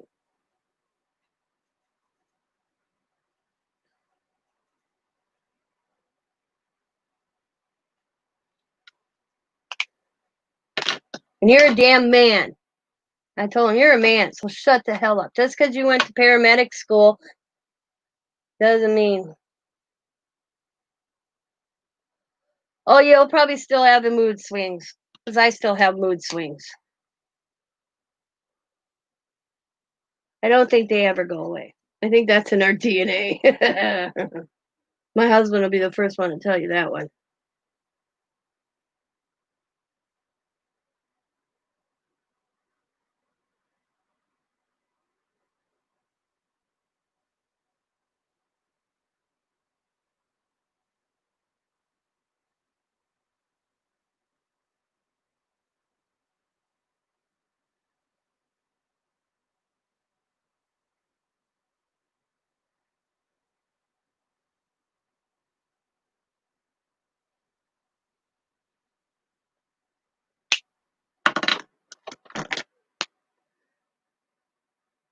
I mean, I've lived with my eye being practically blind. I'm now blind, pretty much blind. I can't make out shapes or anything anymore in my bad eye. It's always had a good eye and a bad eye. I've had this issue since I was a kid, 7 years old, and I can't wear contact because they tried contacts. I mean, my contact for just my bad eye was $350, and I always had to fight with my insurance company because they kept on saying it was cosmetic, but it wasn't. I'd win, but it'd take a while, and he'd be like, "Happy birthday, Laura! Laura, it's your birthday!" And it's Laura's birthday. She's still in here? Happy birthday to you. Happy birthday to you. Happy birthday, dear Laura. Happy birthday to you. But he was trying to tell me, and I'm like, dude, I know the ins and out of my eyeball more than it. Probably the only other person that would know it would be my doctor. And I just didn't have one doctor. I had 3.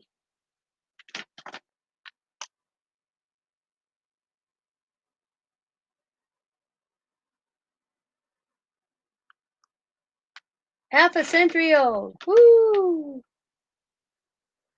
But he's that type of guy. That's my brother-in-law. He absolutely drives me crazy. Thank God he lives 80 miles away.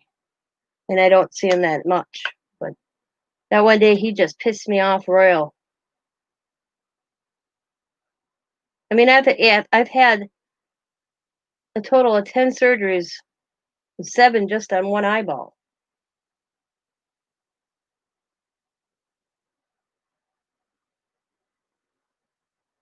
I don't have the typical eye surgery because I had cross eyes. I got glass in my eye as a child. So I had a cornea transplant. And then I had to have a surgery to get most of my surgeries as an adult or as a child after I had my transplant was to try to get both my eyeballs to stay even. And then to remove scar tissue. It was, a lot, a lot.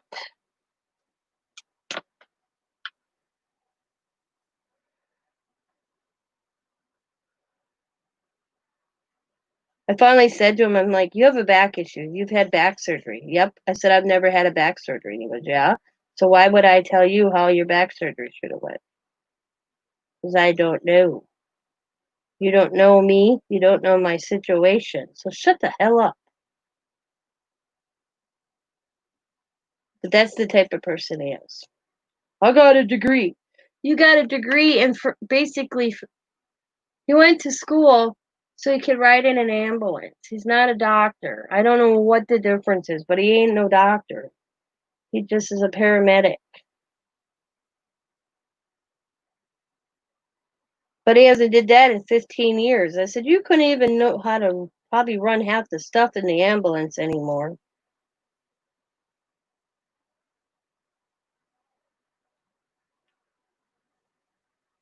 Yeah, I can be a bitch. Especially when it comes to that man.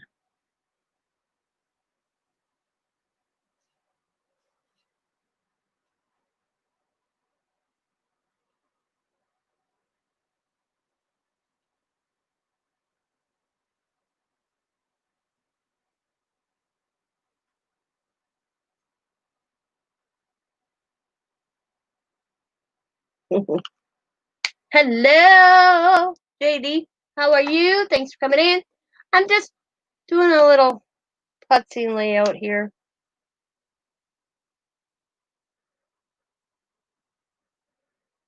Gonna go on a page layout. Oh, I forgot a dot.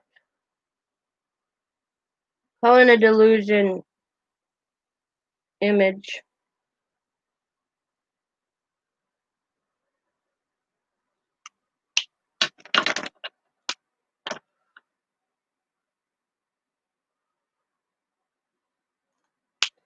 It's Laura's birthday, and she's taking the time and spending her birthday with us guys. Ain't that cool of her?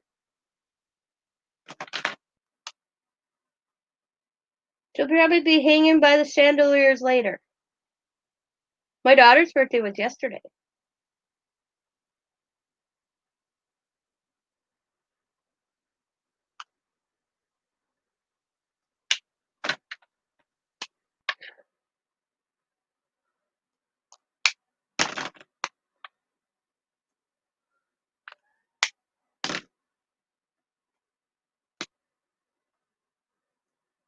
Yeah, she wasn't feeling good.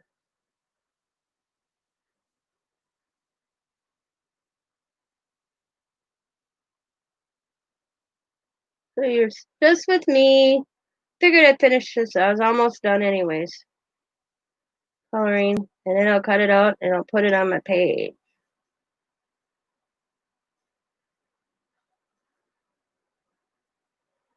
Need to go eat something.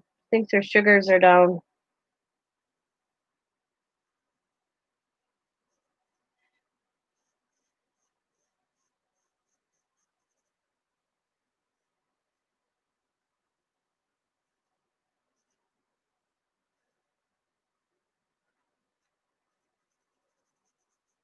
So we had an ordinance put in yesterday where we have to wear masks in public buildings, private, a whole shikling.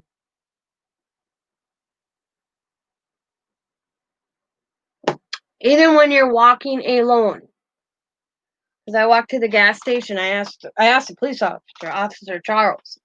I'm like, I have to wear this mask even if I'm walking on the sidewalk because it says in public. So it's like, where do they? Yep.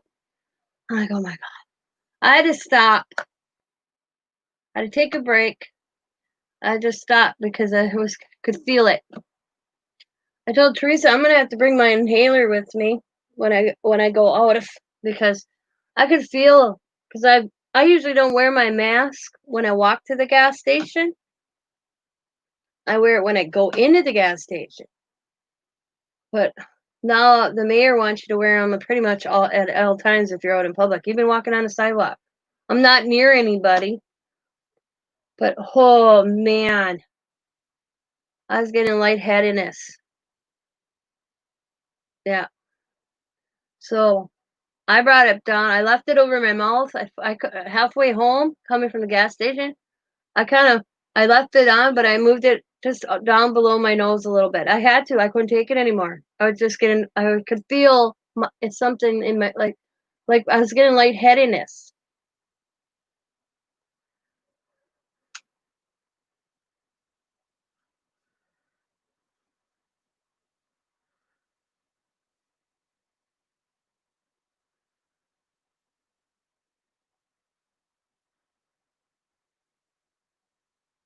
I don't know if it's because of being walking in the heat because it's pretty warm today. Because I walked to the gas station, which has a little blue mailbox thingy, and I put all my packages in that to be picked up. Matter of fact, they were picked up an hour ago. Um,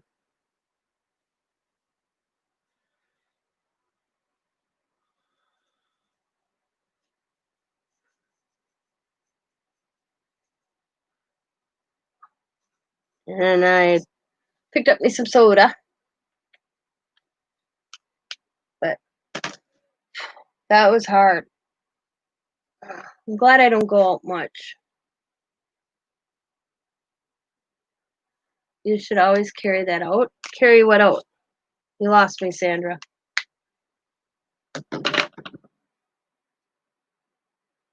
Really? Oh, good, because I have to call my doctor tomorrow. I'm going to ask him that. That's what I told Dr. Charles. Officer Charles. I said I'm gonna have to bring my inhaler. He's the one that said he's the one that suggested when I'm walking. There's nobody around me. He said just bring. Yeah. Um. I usually do. It's always in my purse. I have one here in my room and one in my purse, but I didn't grab my purse.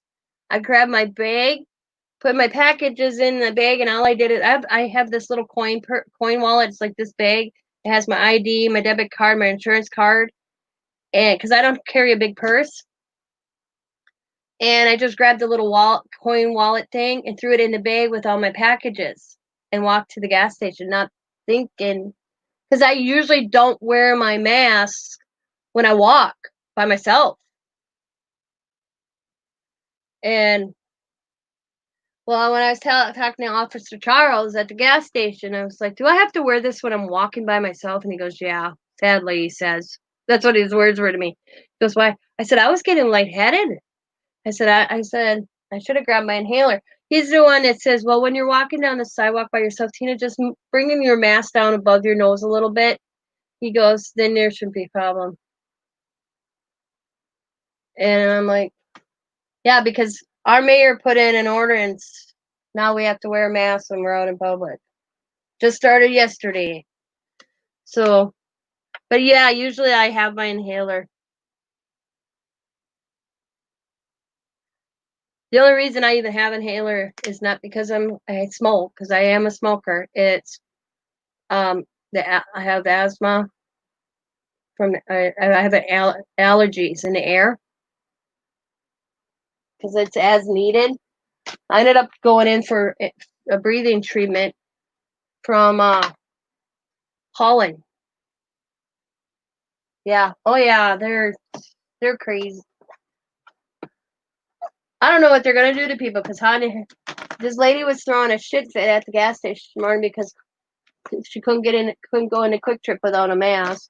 I'm like, are they gonna? I want to see them. This is what I want to know. I want to see them tell all those protesters that have been here in Green Bay that aren't wearing masks. Yeah. Um.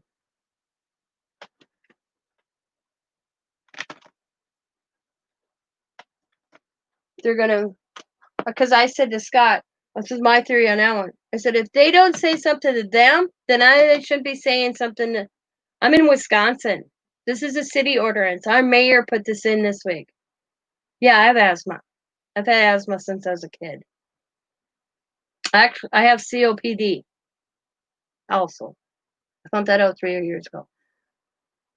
And I shouldn't smoke. I quit for the longest time. Yep. I mean, I have no problem wearing a mask when I go in a store, but I'm thinking, I'm just walking down the sidewalk by myself and I have to have a damn mask on? You know, it's like, come on.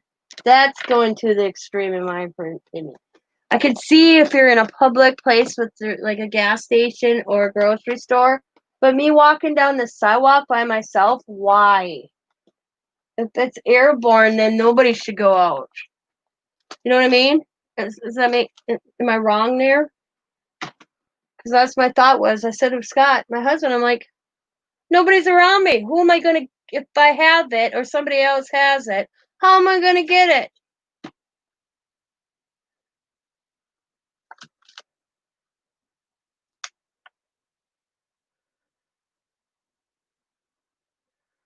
I said, but I have to wear a mask to go in a gas station. My mom wears hers outside. She says I should, but I don't. But people don't have to wear them in bars. They're leaving the bars up to their discretion. So explain that one to me. Isn't that like some sort of discrimination in my book? That's how I look at that one. So it's up to the businesses, private businesses, to make their patrons. Because I asked my daughter who was out yesterday if everybody had masks on in a bar. She says no, just the bartenders. Customers didn't have to. Yep. I'm like, what? So that don't make any sense.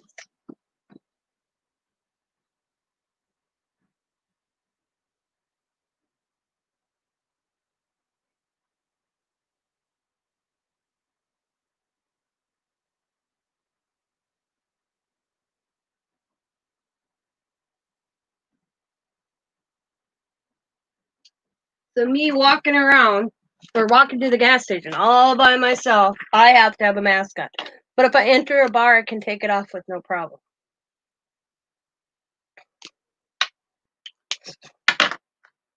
Yeah, I don't know who makes these laws, who makes these rules, or how. Our mayor's an idiot, though. Our mayor, because when this, yep, we had our Wisconsin primary on April 6th, I want to say, or April 7th, and he shut down our voting site because each little section in Green Bay has like a section. 120,000 people to two locations. There wasn't, and that's when it first started where wear masks, be 6 feet apart. They had everything inside the building all right, but outside people were lined up like cattle. And me and Scott went 4 times to go vote, and the line was still wrapped around my daughter's high school. Our friend Danny got there after work at 6 o'clock. He was in line till 1 a.m. and then they came out at 12:30 or 1:45, whatever it was, and told him they were closing the polls. He didn't even get to vote.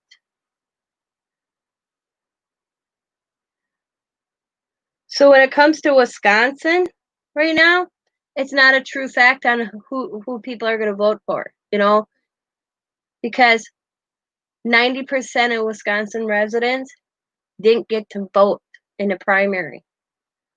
So statistics wise, it's not true.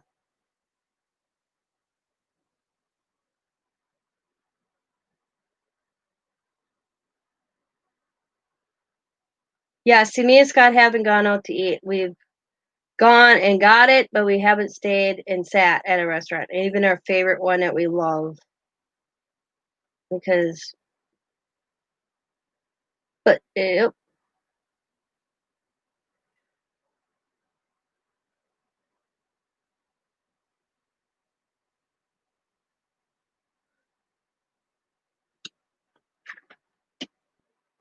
yeah, they should have kept. See, the thing is he could have kept all our little, because each, I don't know how they split the Green Bay splits up the section for voting, like section 8. I'm district, I think 14.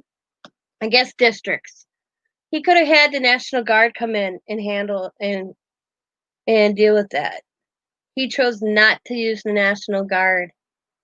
I couldn't remember they did a poll, and 75% of Green Bay residents didn't get to vote in the primary. So me, Scott, and Scott's dad, they didn't have nothing set up for Scott's dad. He uses a walker. He thought they would have, like, he would be, not that he wanted the privilege, but he thought they'd have something set up for the elderly or the disabled. Nothing. So he didn't. My father-in-law is 75 years old. No, 77. And this is the first time in his lifetime that he did not get the vote. He was. So now we're getting. I'm voting in person, no mail-in for me. We're going to do an absentee ballot this time. We're getting them because they're going to set up drop-off boxes. But and the thing is, you're talking April for us. Me and Scott would have sat and voted. We would have sat out and voted in line. But you're talking April 6th, rainy and cold in Wisconsin. There was no way. I would have got sick. I already had bronchitis. This because I was on a stay-at-home order from my doctor, and I'm like, but I want to vote because I had bronchitis, and he told me to stay away from everybody, so I couldn't stand in line.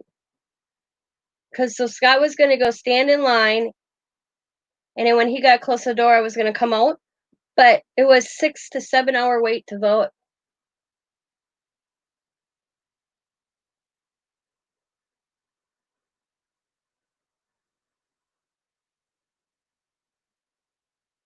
Yep, one lady was in line for 7 hours to vote. That was ridiculous.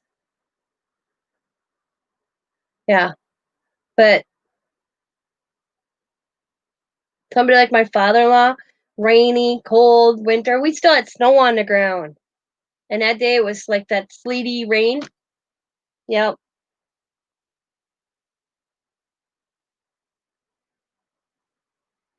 Well, I'm gonna vote in November, no matter what. I wasn't too worried about the primary, but in November, yeah, yeah. And they're gonna have to change it. They're gonna have to pass something where instead of just 1 day vote, there's, they could have more. They should have did something. Wisconsin could have passed something or did something where it was a 4 day vote, so there weren't so many people. Took 4 days instead of one.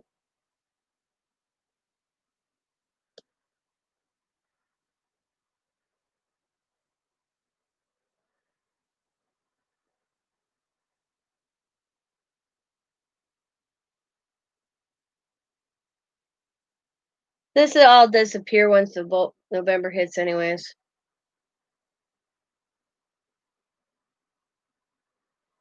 I don't know either. I don't know. I don't get it. I guess because with the absentee ballot is what I understand. I have to go down. This is what I found out when I looked up absentee ballot. I have to go down to the Treasury office. I want to say in person, show my ID. At least here I do. I don't know if it's like this all over. And then they send me it. Where the in mail voting, it just sent in the mail and you vote and you send it back out. I don't know the difference. I couldn't tell you, Laura. But because my father-in-law we're all doing it this time. We're not taking a chance. And I have to look it up again because Scott's dad just asked me again, and I'm like, oh shit, because Dad said when he was in the Marines, he did his absentee voting from when he was in the Marines. He remembers that.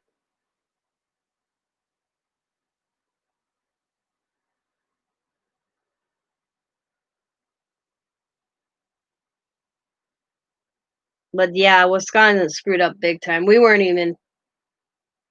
No, you can do it even if you're out of town. If you're not, yeah, you can do absentee vote. You don't have to be not in. Because we didn't know that. Because I thought that if I'd have known that I didn't, I thought it's like if I was like out of state, yeah. But I found out that you can do absentee voting if you're even at home. So that's what we plan. We're having a backup. So we don't know how they're setting up voting for November. So we're gonna do and they're having drop off boxes at a voting site, so you don't have to stand in line. So that I will have that, and we can drop our vote off in that box. I know that because a friend of mine's on the board, and they got that voted in. It'd be like one of those little mailbox where you drop your mail off in a mailbox. They'll have them set up so people, if they do the absentee voting last minute, you can do it that way. That's what we're doing. We're not standing in line this time.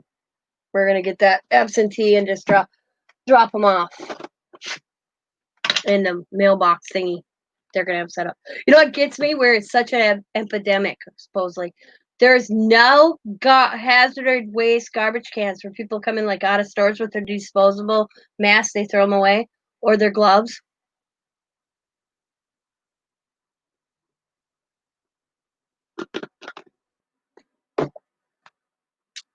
Yeah. Well, we're going back to our districts like we have. They're not doing. They like I said, they took 120 or 100. I don't remember 180,000 people in Green Bay and went to 2 voting locations where we have 32 districts. I want to say 32 or 33 districts that had their own voting site. That's why our primary was so screwed up. That our mayor, who's an idiot, just saying, could have used the National Guard to handle our voting sites. And he could have, and our governor could have extended our voting so that we could have had our own districts for voting. Instead of having 2 sites to vote with 190, I want to say 180,000 people in Green Bay voting at 2 sites. That, I mean, they were still doing votes at 1:00 in the morning, and then they shut it down. And there was, I forgot, 70% of Green Bay people didn't get to vote because the lines were too big. They shut the voting down at midnight, 1:00 in the morning. So a lot of people didn't get to vote that were actually still standing in line at 1:00 in the morning. So in November, they better come up with something different.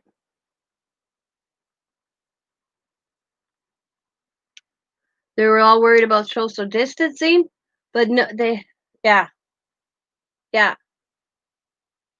Um, But I laughed. They're worried about social distancing. They had it set up inside the gym for social distancing, but not outside. People were lined up neck to neck.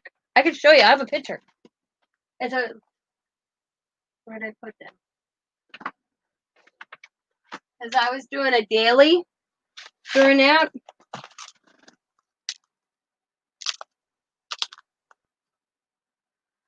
It's hard to see, but see. That is my daughter's school right there. That's my daughter's high school. This is a aerial view. But over here, there's another whole section. It's pretty big high school.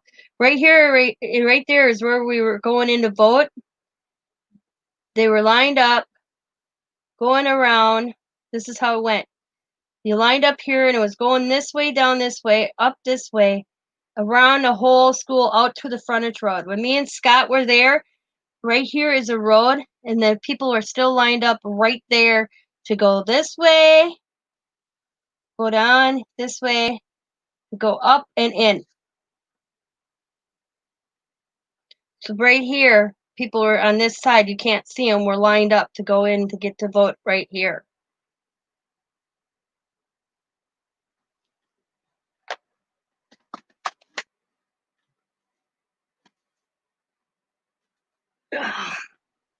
That was our primary.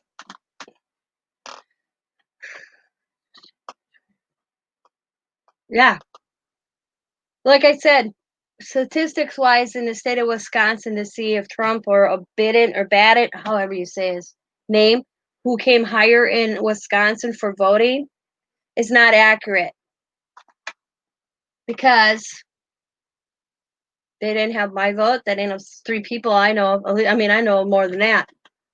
So here in Wisconsin, it's one of those states like, they went by the people that got to vote, but there's a lot of people that didn't get to vote,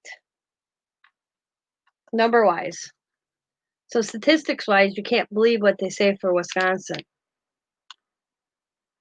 Because our governor and our local mayors and whatever were idiots for the primary. They didn't, oh my God, we got a ban. Yep, that's what my father-in-law said. If that was the case and they did, okay, we have a pandemic going on, because you figure it was only April 6th, April 7th. They could have asked for 3-4 day extra vote and it would have been allowed easily because of it. That everybody could have had their vote got voted.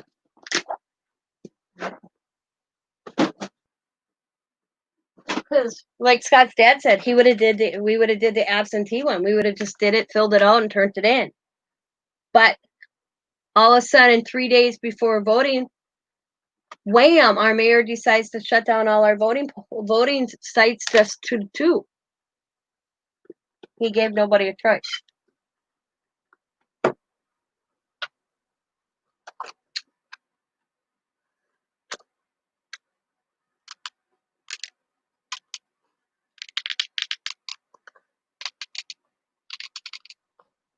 But in the come high water in November, they better not shut down the polls. Like I told Scott, I said that is our legal right to get our vote. And they better not pull that this November like they pulled it. I said so. All I know is he said it's going back to our districts, that our district voting. They could have did time slots. I mean, they could have put it out. This is where I think people that are in government don't think like everyday people. Like I said, I made a comment where he was at a meeting, a live feed meeting, and I commented. I said, "This is where you people that forget that you are everyday people. Quit being just government. Think out the box. You could have set up voting and got it passed with our governor that instead of and if it had to be 1 day voting, you could have got it out online in the news, everything, that District 14 voting's from 10 till 2 o'clock.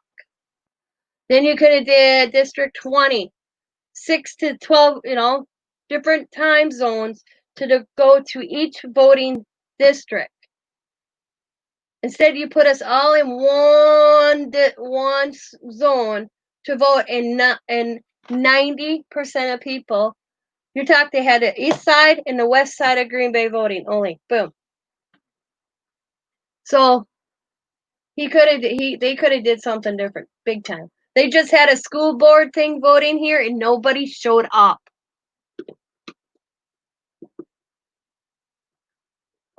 to vote in a new school board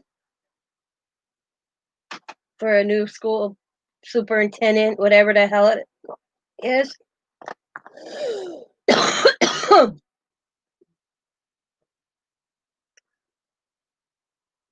You know, because our superintendent passed away, our school superintendent, so everybody, I guess he had to run for it or whatever. Nobody showed up to vote for it.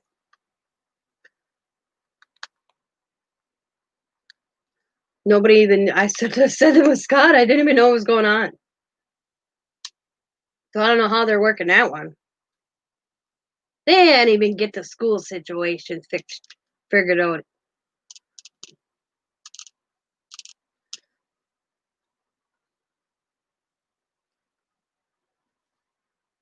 I live in a screwed up state.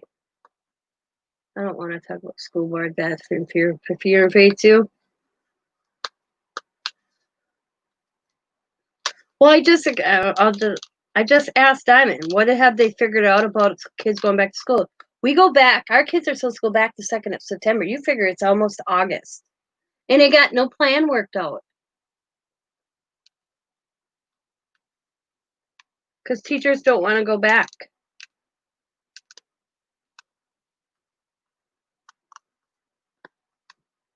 My nephew's a teacher.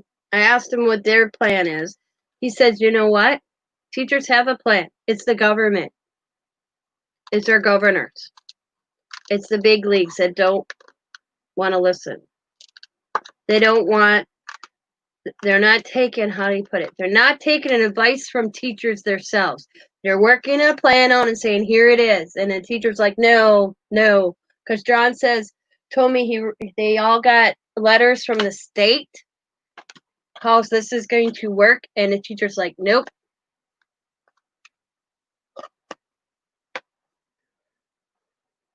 That's what's happening here in the state of Wisconsin. Our governor is an idiot. My mayor's an idiot. Our governor is an idiot.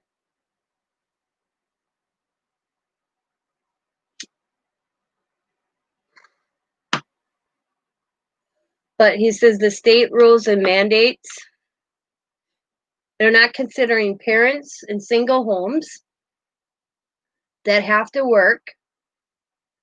They are not thinking that some parents don't have, like he said, the biggie that came across, he says, because Diamond said this, Diamond starts school herself this year. Because this was her year, as she called it.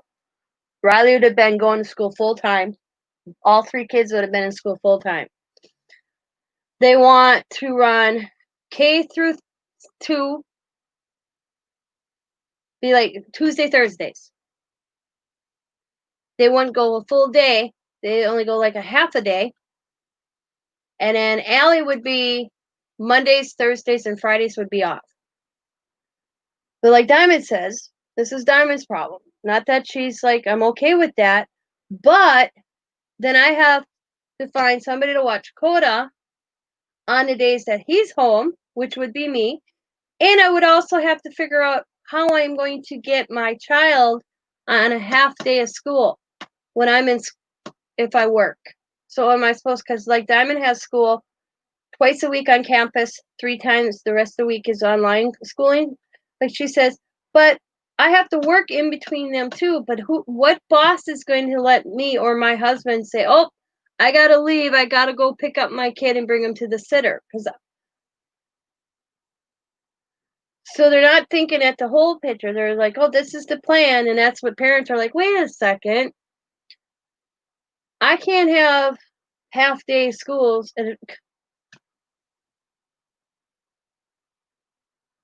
Yeah. Like Diamond says, half day, 1 in, 1 out of school. I'd have to pick them up in half day of school. The kids go to school in my school district in town here, which is fine. Like Diamond has no problem. But see, where if they went to school where Diamond is, they'll be doing the same thing. Yeah, I wouldn't want to be a parent. Right? I mean, I'm, you know what I'm, a parent of young children like my daughter is right now. I'm glad my children are older.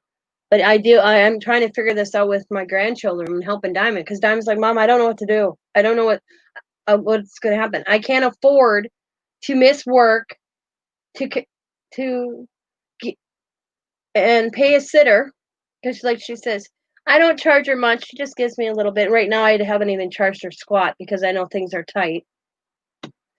Um, she goes, "That's your time," and my daughter's really good about it. It's your time. You're doing me a favor by watching the kids, so you should make a little something.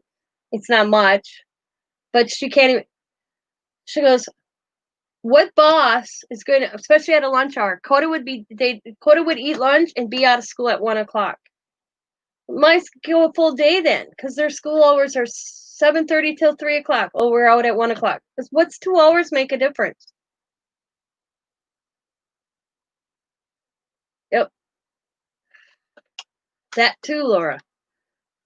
I said, what? She goes, yeah, 2 hours. They'd let the kids out, and actually, they wouldn't be going in at 7:30 anymore. Hi, Rinda. It wouldn't be 7:30. It would be like 9 o'clock till 1 o'clock.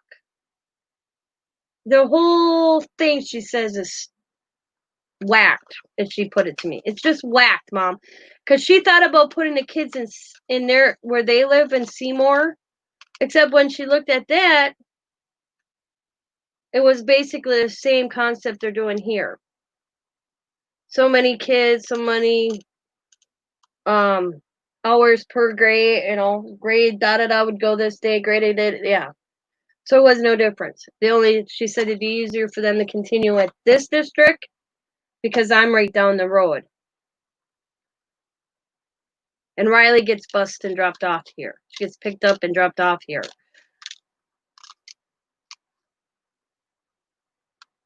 But yeah. And like my nephew John, who's the teacher, said they want to do so many in school and so many online. But it confuses kids. John says it's confusing kids as it is right now. What classes are going to be online, what classes are going to be, it's a shithole. Sorry. I know, I feel sorry for both my nephew and his wife are both teachers.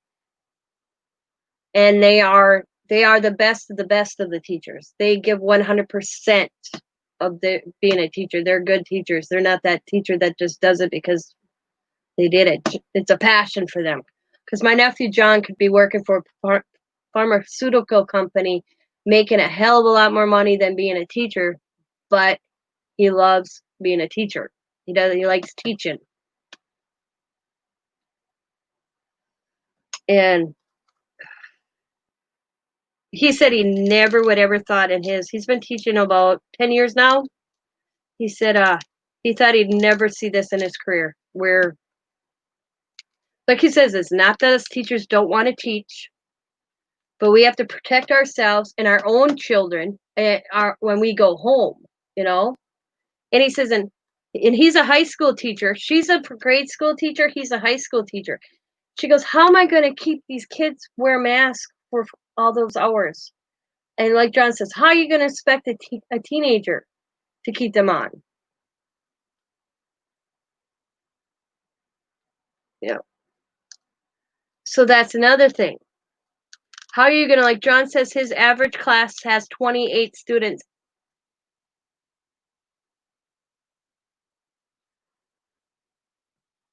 How are you going to split 28 students up and have 6 feet apart in a classroom? Yeah, John says, so then they're going to split the class in half. Yeah, they got to come up with a solution somehow. A better solution, like John says, a better solution than what they're doing now. And John says, they're not listening. Our governor and their people are not listening to teachers. They're not listening to the teachers themselves. because my nephew John's one of these. He goes to all those meetings. He's gone to our capital. He says, and I went. He says, and they didn't take any advice from it. They didn't listen to any of our teachers. There's like, he said there was hundreds of teachers. At least he says close to 200 teachers saying, hey, coming up with like a game plan for our government. And he says, and then 2 days later, nothing we said even made it on the news. Yeah. So true, kids are not wearing masks now. They're not going to listen. They think it's crazy. Yeah.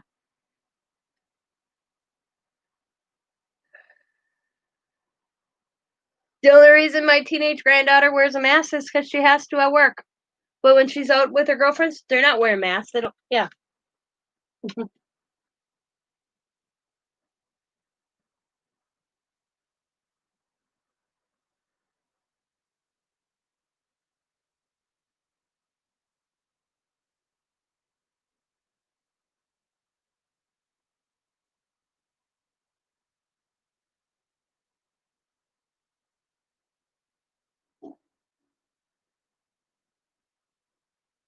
When they did the stay-at-home order here, I don't know if it was like this in your city.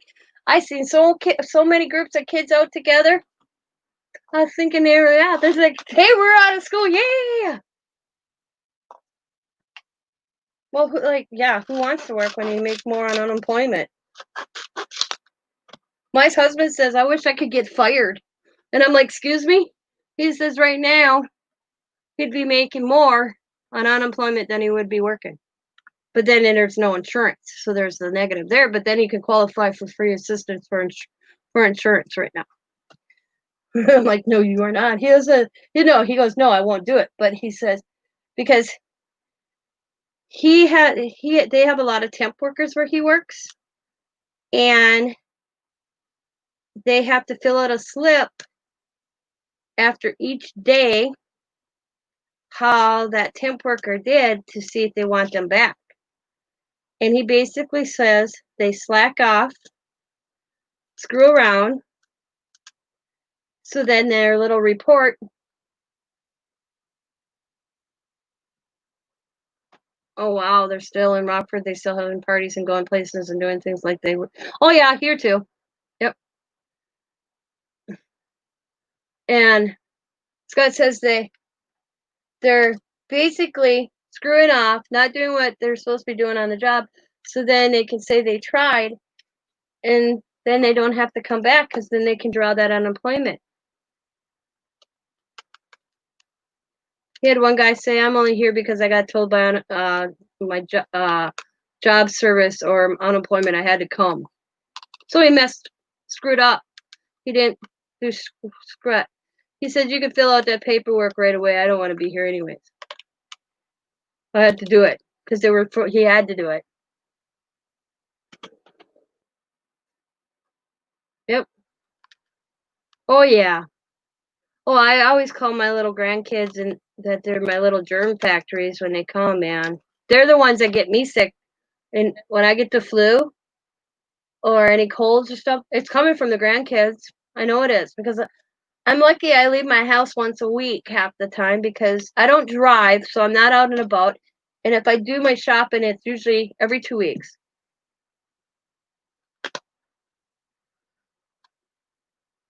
So it's not like I'm out in the public a lot, so I call them my little germ zones. I always tease my grandkids that I'm gonna make them sit in the front yard. I'm gonna spray them down with Lysol before they come in my house.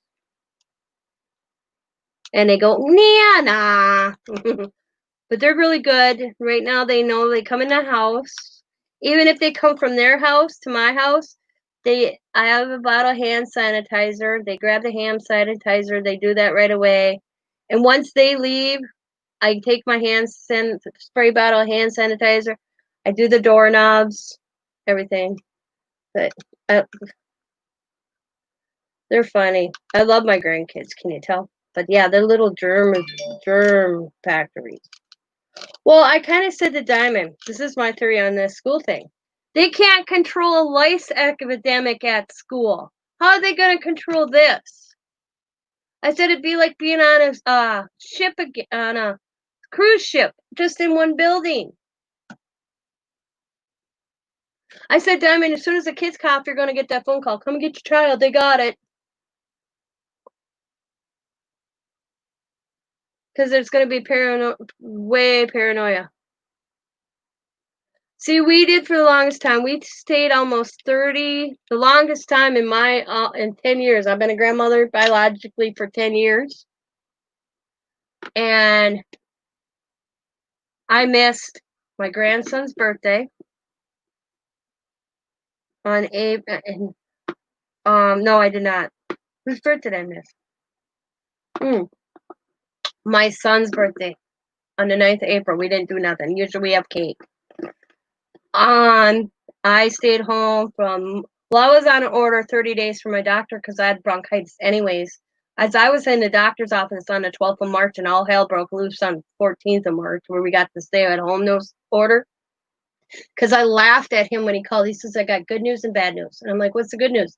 The good news is, he says, your labs came back great. And I'm like, oh, okay. The bad news is you got bronchitis and a respiratory infection.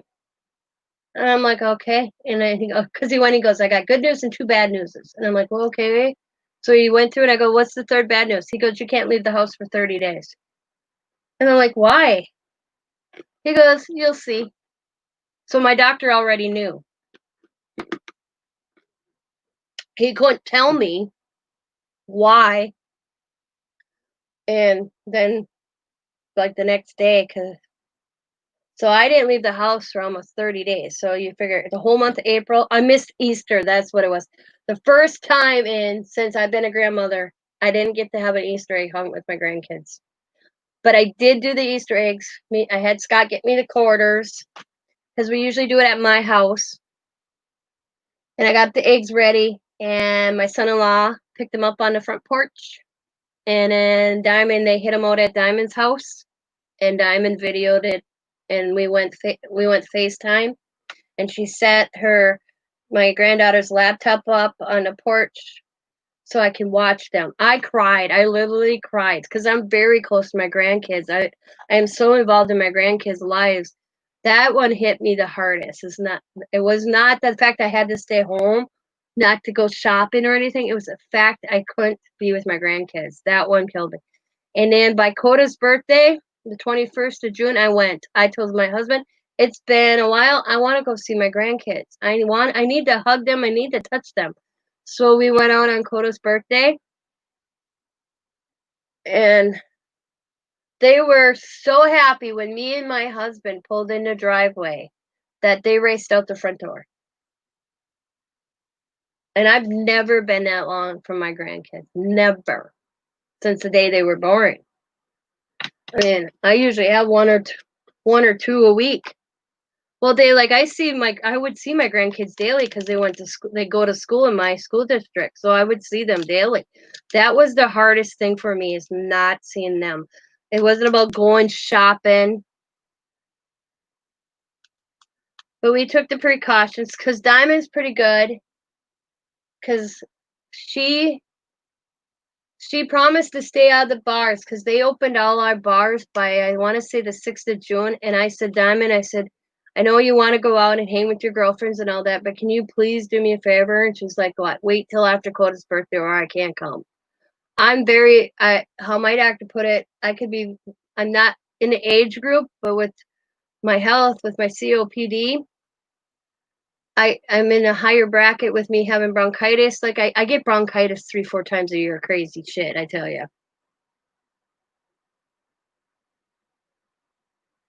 And so my daughter stayed out of going to bars till almost July 1st. Well, now, but she don't go like she usually does. She went out for her birthday.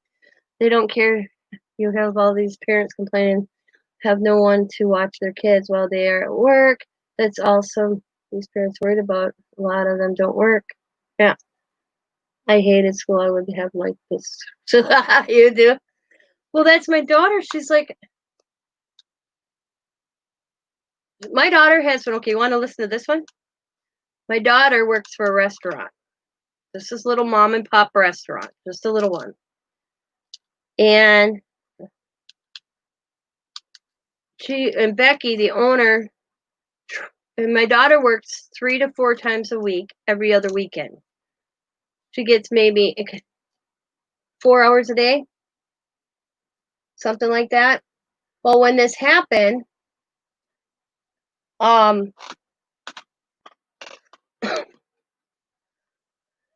she got told to go file unemployment back on the 19th of March. Or 19th of March or 19th, right? It had to be March. It had to be March. So she's been fighting with unemployment all this time. You're talking now going in August. All this time.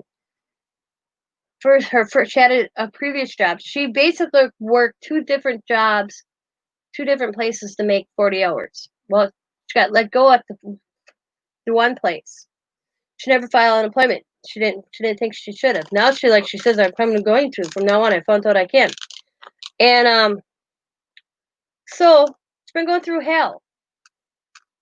The first place that let her go gave some lame ass reasoning, and Diamond proved them wrong. So that one was satisfied because it always said pending, and you couldn't get a hold of anybody at unemployment for the longest time. And then all of a sudden they were questioning her current job, which she's only getting 1 day a week. And so she called me, I want to say Thursday, just crying. Because my father-in-law, my son-in-law's income basically takes care of the rent, lights, heat. My daughter's makes the difference up. That income, like the food, stuff like that. And they don't have that. They went through their savings. They were supposed to go to Florida in September. They had to put that off. They weren't going. But Diamond had so much. Lucky, like she says, Mom, I don't know what we'd do if we didn't have that saved for the vacation. They went through she goes, our savings is zip, nada, done. It's gone. She goes, I don't know what I'm going to do to feed my kids. And I'm like, we'll figure it out. Me and your dad will do what we'll have to do, because she was panicking. Just panicking. So she called me, Thursday, just crying. And I said, when the lady calls you back, what time she calling you back? She goes, 2:00. You say to that lady at the end of the phone that you want to talk to the supervisor. You're done fighting this. This has been going on for how many months now? There is no reason this should be going on. What the hell is the problem? And I said, and don't be kind. You don't have to be kind. You've been kind all this time. Start being a bitch that I know you can be, is what I told her. So she did. She said, the lady called her back, her worker. She goes, I don't want to talk to you anymore. I was advised to ask to talk to somebody that's higher up on you, because it seems like they would solve one problem and then there'd be another problem and then another problem. And every time it was another issue. So she gets a supervisor. Hi, Janie. The supervisor called her back in 30 minutes. She gets on with the supervisor. Within 3 minutes, the supervisor figured out what the issue was. 3 minutes. And I said, Diamond, what's the issue? She goes, I was filing what I made on Monday, not Sunday. I said, what? She goes, you know where you have to call in what you make? She goes, I was scheduled from Saturday to Sunday. I went Saturday to Monday. And I'm like, that's all the problem was? That's all the problem was. I said, Jimmy sees where she worked that we're trying to fight unemployment. Got told, too bad, too sad, you're paying it. And the current job, the income looked different. It wasn't adding up on their records to what Diamond was posting or whatever. And I'm like, that's all it was? She goes, that's all it was. Even the supervisor, this new lady I talked to, couldn't figure out why the other person did not ask or notice that. So they had to fix that. And the lady Diamond says the second lady mom was really cool. She's like, do you have your calendar where you can look? All we do is have to change the dates. Diamond's like, yeah, it's right here. It's not like she has like a lot of hours. Oh, and the 4th of July, her boss took a vacation the week of 4th of July and gave the girls a bonus of $200. Diamond reported it. She reported it as a pay, and that was a problem. And then it was the fact that waitresses here in the state of Wisconsin only make $2.35 an hour plus tips. And the lady's like, well, you're not even making minimum wage. And the Diamond goes, I don't make minimum wage. I'm a waitress. Well, in the state of Wisconsin, you're supposed to be making blah, blah, blah, and our company's supposed to make up. And it was on and on.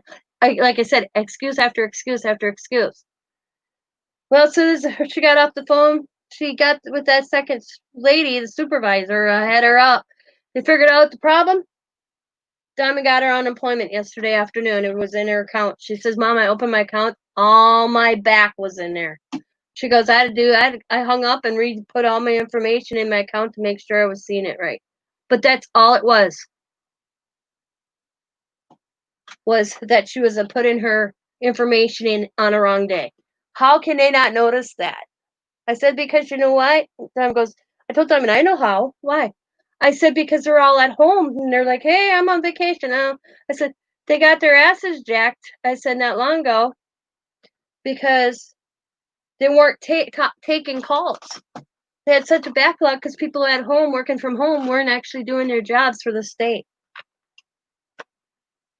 But like I told Dawn, because she's like, Mom, I'm gonna give up. I don't need that money. I'm like, no, you earn that right, and you earn that money to have this unemployment.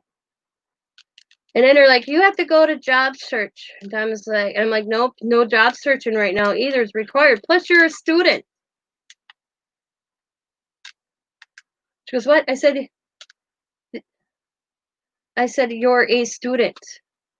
She goes, what's that mean? I said, if you are a student and you do so many hours a week and you are still drawing unemployment, you don't have to do job search.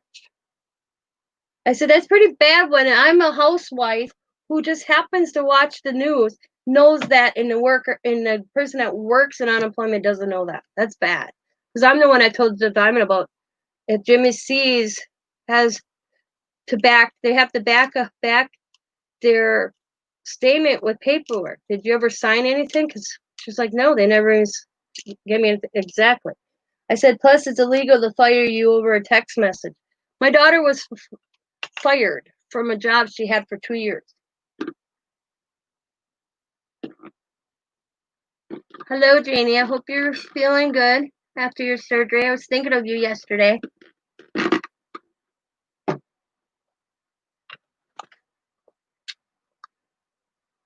I hope it all went well.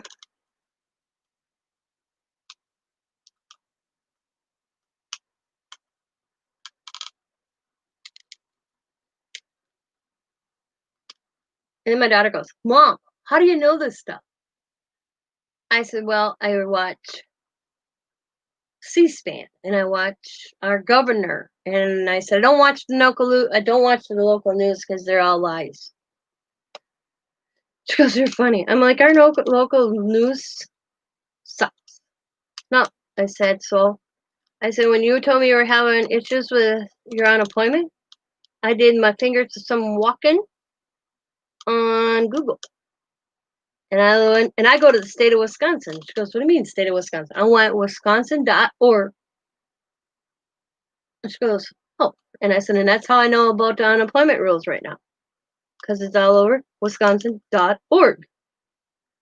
But I said, what I think is bad is when the wisconsin.org unemployment people don't even know what's going on in their own office or whatever. Because Diamond said when she goes, she said to the first lady she talked to, when she's like, you have to do job searches. Diamond says, I do not have to do job searches.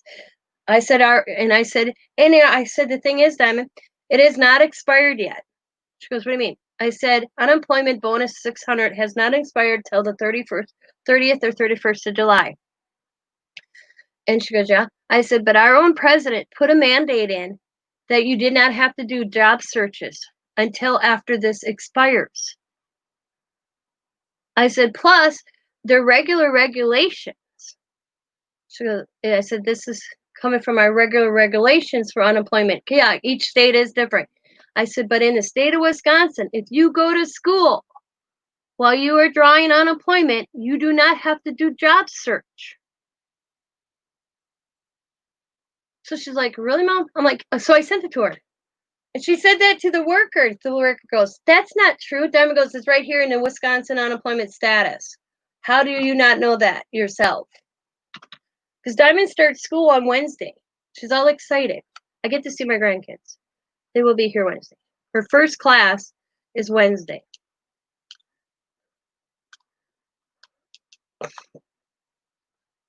She is so excited.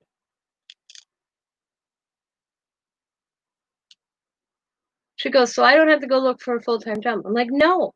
Between your part-time job and your hours that you'll be going to school equal a full-time job. Yeah, isn't that sad?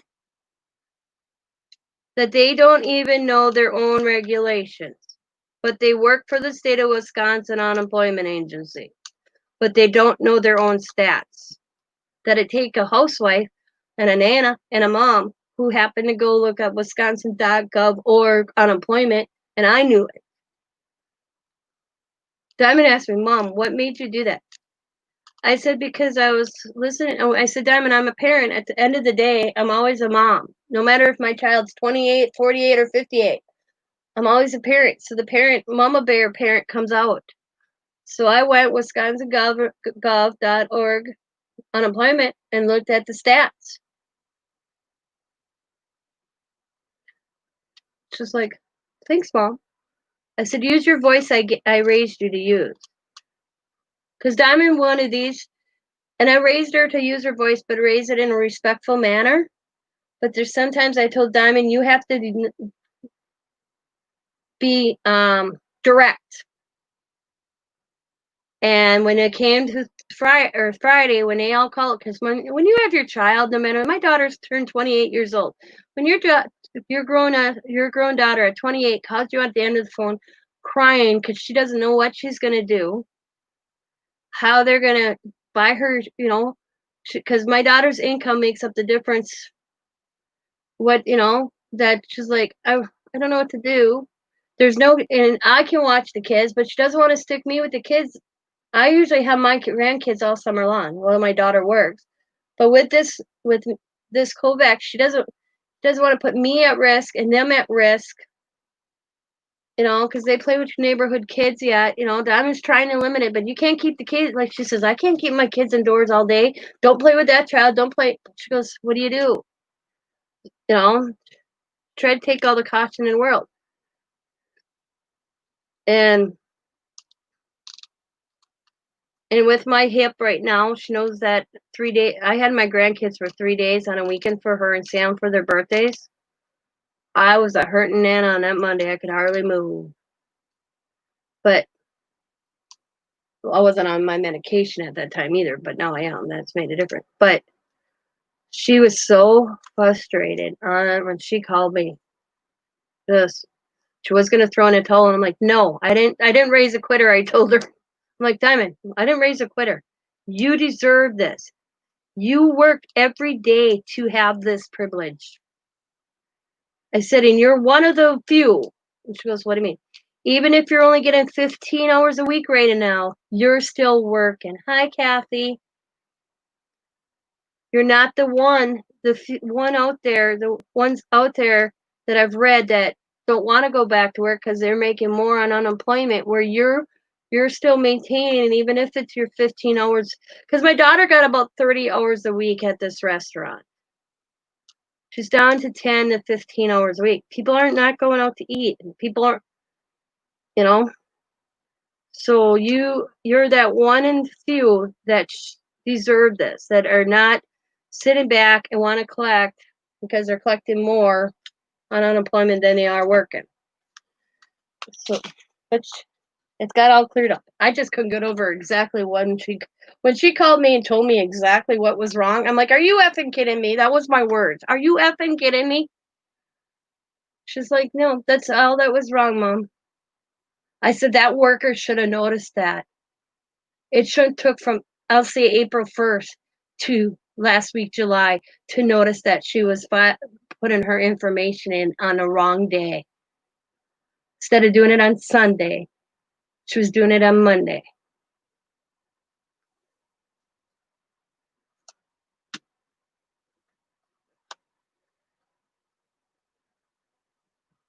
all Diamond said, all I know is yesterday she said she got a thing in an email where she has to she got an email where she has to fill out questionnaire on her caseworkers. I said, yeah, because they're gonna start holding these.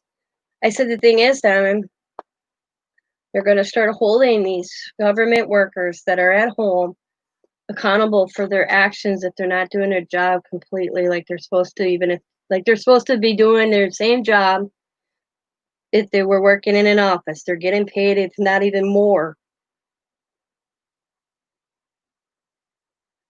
I said it should not take 3 months for you to receive your unemployment. It shouldn't have took this long.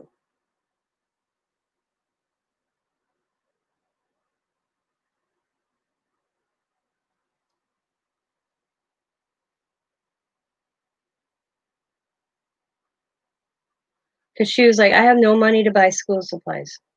She goes, after everything, rent's paid, heat, rent, all the everyday living, she goes, I don't know how I'm going to buy school supplies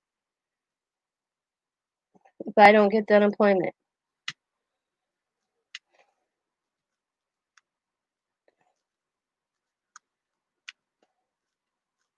Because Diamond did her school schedule around working at the restaurant. Yeah.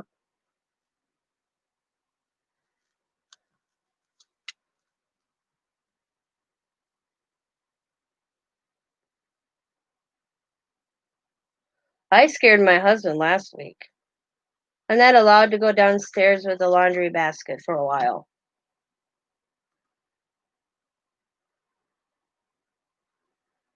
He thought I fell down the stairs. My hip went out on me, and I dropped the laundry basket. I let the laundry basket go. I didn't drop it. I'm like, you know what? I'm gonna just let the laundry basket go, and he heard thump, thump, thump. It's my washer and dryer downstairs. Then he got up running. He thought I fell down the stairs. He's like, Jesus, you scared the shit out of me. He says, what the hell happened? I said, my hips went out. The legs started going out on me. So I'm sitting on the steps. So he's like, no more hauling anything down. I'm like, it probably could have happened if I just walked. He goes, yeah, but then you wouldn't have anything in your hand that would scare me.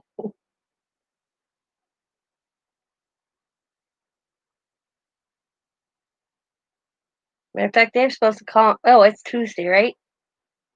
Yeah, it's only Tuesday. Yeah, they're calling me tomorrow. They're supposed to call me on Wednesday, so.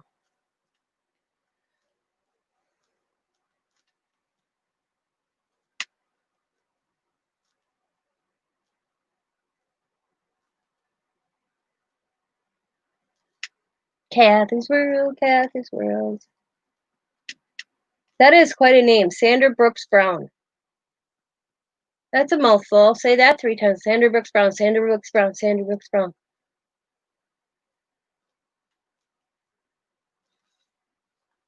We call you. That would be a good song. Sandy Brooks Brown by the stream. I'm not making fun of your name. I think it's kind of cool.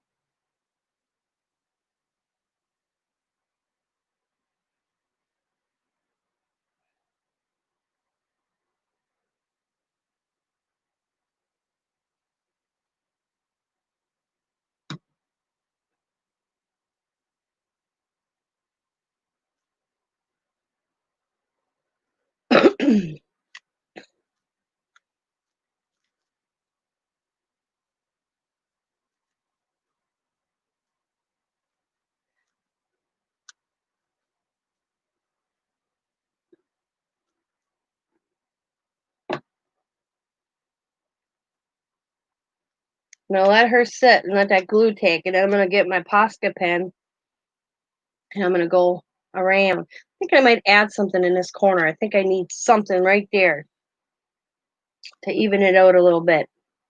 What I don't know yet. Maybe another cat. 2 cats up. Oh yeah, I'll do another cat. I got an idea. I gotta stamp it out though.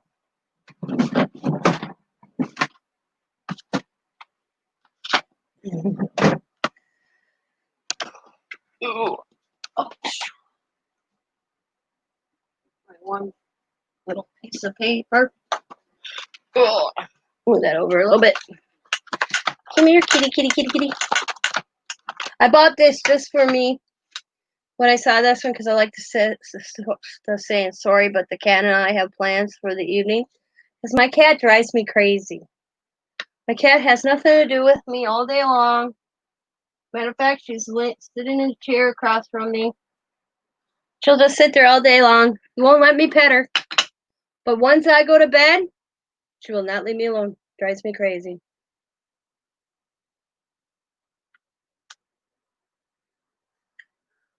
Why isn't my... Okay. For some reason, StreamYard quit showing me the chat. Okay. Fix myself salad for lunch. I'm having Alaskan crab kind of salad thing on crackers. That's what I'm having when I get hungry. The salad sounds good. Ooh. Oh, now she won't see. She sits in my husband's lap. My husband can pet her all throughout the day. Nope, I'm only the one she whines at when she needs food. That's what kills me. It's supposed to be my cat, but she goes to my husband. But I still have to clean the litter box. I told him, I'm like, you should clean the litter box. She lets you actually pet her. The only time I exist is when I try to sleep. And I think it's because I'm on the other side of him. Because if I'm not in bed at the same time with him, she's where I lay. So I think that's why she bugs me. She's like, get out of my spot. That's where I'm supposed to be. I call her my pain in my ass. Once in a while you hear me. Because she likes to try to trip me up. Oh, see, I don't. See, yeah, exactly. She tries to trip me up when I walk. And I tell her all the time, one of these days, Lucy, you're gonna get drop kicked, ass man. I'm gonna drop kick your ass. And I'm not mean to animals, but she's gonna get where she's gonna get kicked because she tries to like do that in between. If I get up, she'll try to race me to the door. I'm like, I always say to her, I'm gonna drop kick your ass, but I won't. I already got her a couple times where I stepped on her. Meow. I'm like, well, get out away from my feet. I never had a cat like that.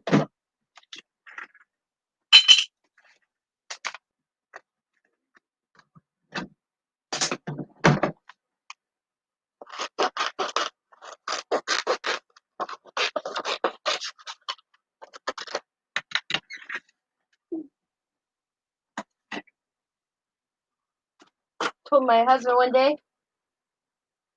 she tripped me up or I sprained my ankle. And he's like, what happened to you? I'm like, your cat. And he goes, that cat ain't mine. I'm like, well, she sure acts like she's yours.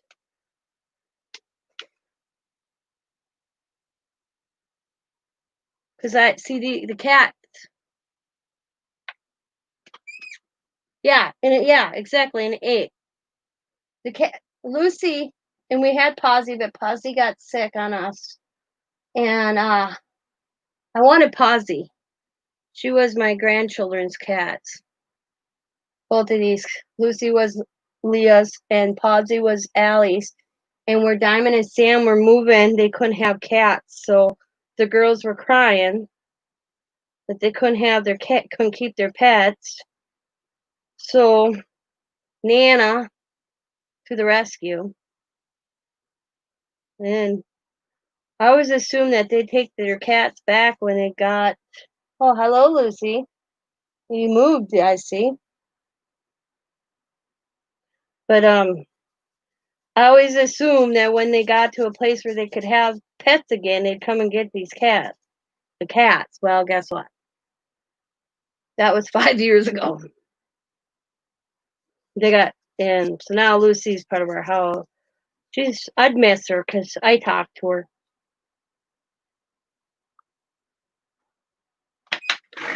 When she's in here, I talk to her. There you go, Lucy. There you go, girl. She's mad because I took out the computer chair I had in here. She always laid in a computer chair, but it was too big. And I kept on, if I go to the other side of the room, I have more space on my side than I do on the other side. And if I go over the cupboard, the computer chair was getting in my way, and I kept getting this bruise in the same spot. And it was from the corner of my cupboard. So Scott took the computer chair out. So now I just have folding chairs up because I don't sit on the other side. So now when the kids come, I just put folding chairs up for them instead of having a big ass computer chair on that side.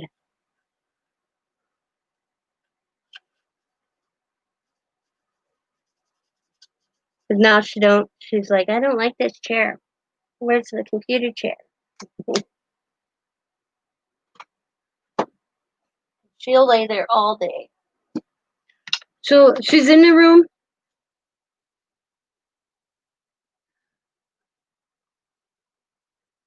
My cats do that too, Jackie.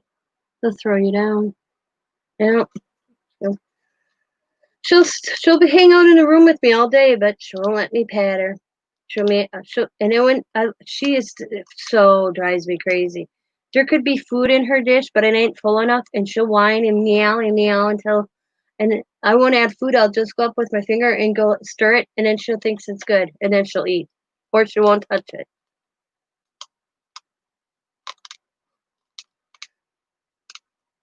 And I don't spoil her. My husband's the one that spoiled her. Gives her treats when he comes home from work. Gives her treats when he wakes up. Yeah. She meets him at the door. I laughed one day. I'm like, he said hi to her before me, and I'm like, excuse me? What? I'm like, you said hi to that cat before you said to me. And you know what he told me? Well, she don't talk back like you do. I'm like, oh, I'm like, you're going to have a cold dinner tonight. And then I started laughing.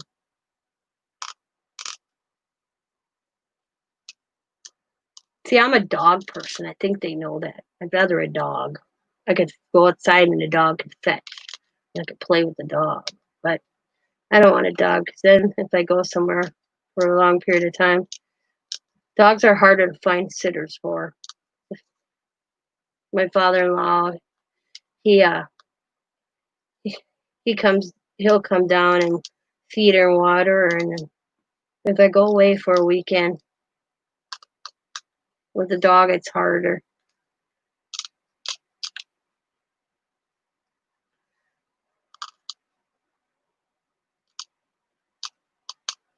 So I'm cutting out another cat that I colored. I think something needs to be here, so I'm going to add that there.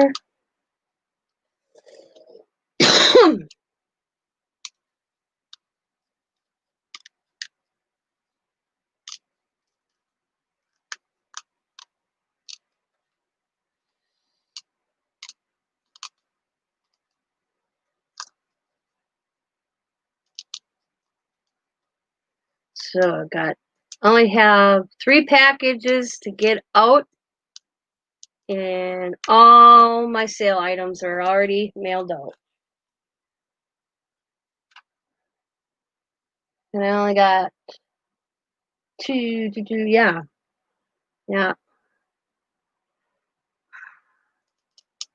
Everybody got their email sent to them, so it's just them paying, and then that'll be done. And except I have to wait for one person to pay who made arrangements with me, and then I'm going to order what I'm ordering. Can't wait.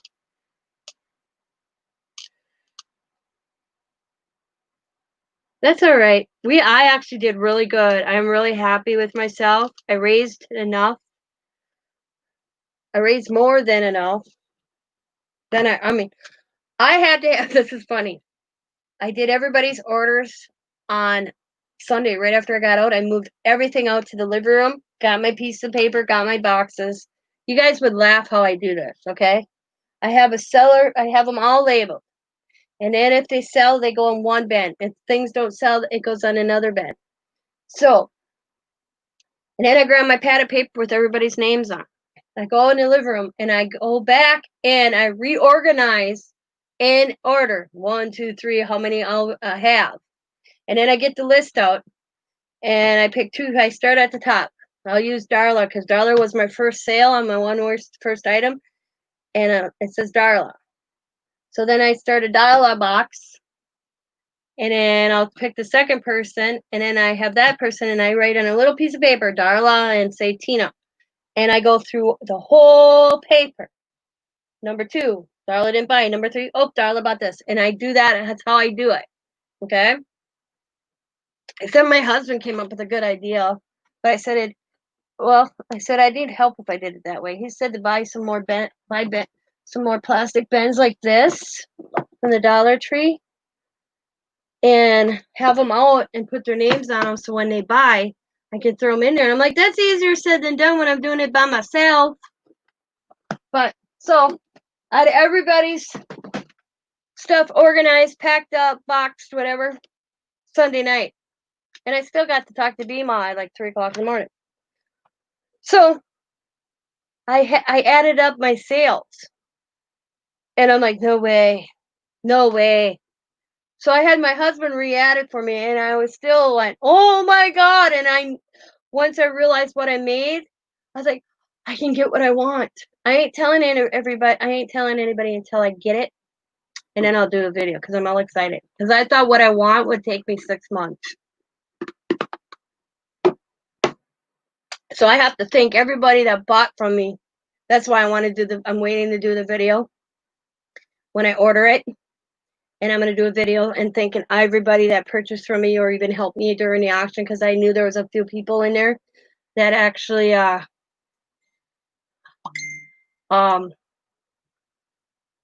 helped throughout the auction.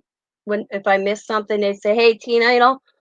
But I'm so stoked that I made enough that I don't have to wait like I thought I was going to. And my intentions were, I always go with the attitude, if I make $25, I make $25. But when I hit over the marker of $200, I got all excited. So I have to thank everybody. I was so stoked. You guys, you made my day. You definitely made my year, because I laughed because I went back because I wrote down, I did a plan in my planner how much per month that I was not, because we're on a fixed income, my husband and I. We pretty much live paycheck to paycheck, and I get a little bit after bills are paid for, and that has to cover if I want to send friend mail out or join a swap too. So if you see me selling stuff like I do when I go through, because I just like, there's a lot in my room, like, why am I still using this? Somebody else can use it. If I get a few bucks for it, what the hell, you know? So I went back in my planner, and I was saving $10 per month for this item I wanted. It's a big item. It's not a small item. It's a pricey item. So it took me 6 months. And now that I beat this, did this sale and raised, and the thing is I promised to send out, one of the first things I did once I got paid from somebody is sent out to Jean. Oh, I can't remember Jean's last name. When the artist, the Disabled Artist Foundation. I can't remember her name.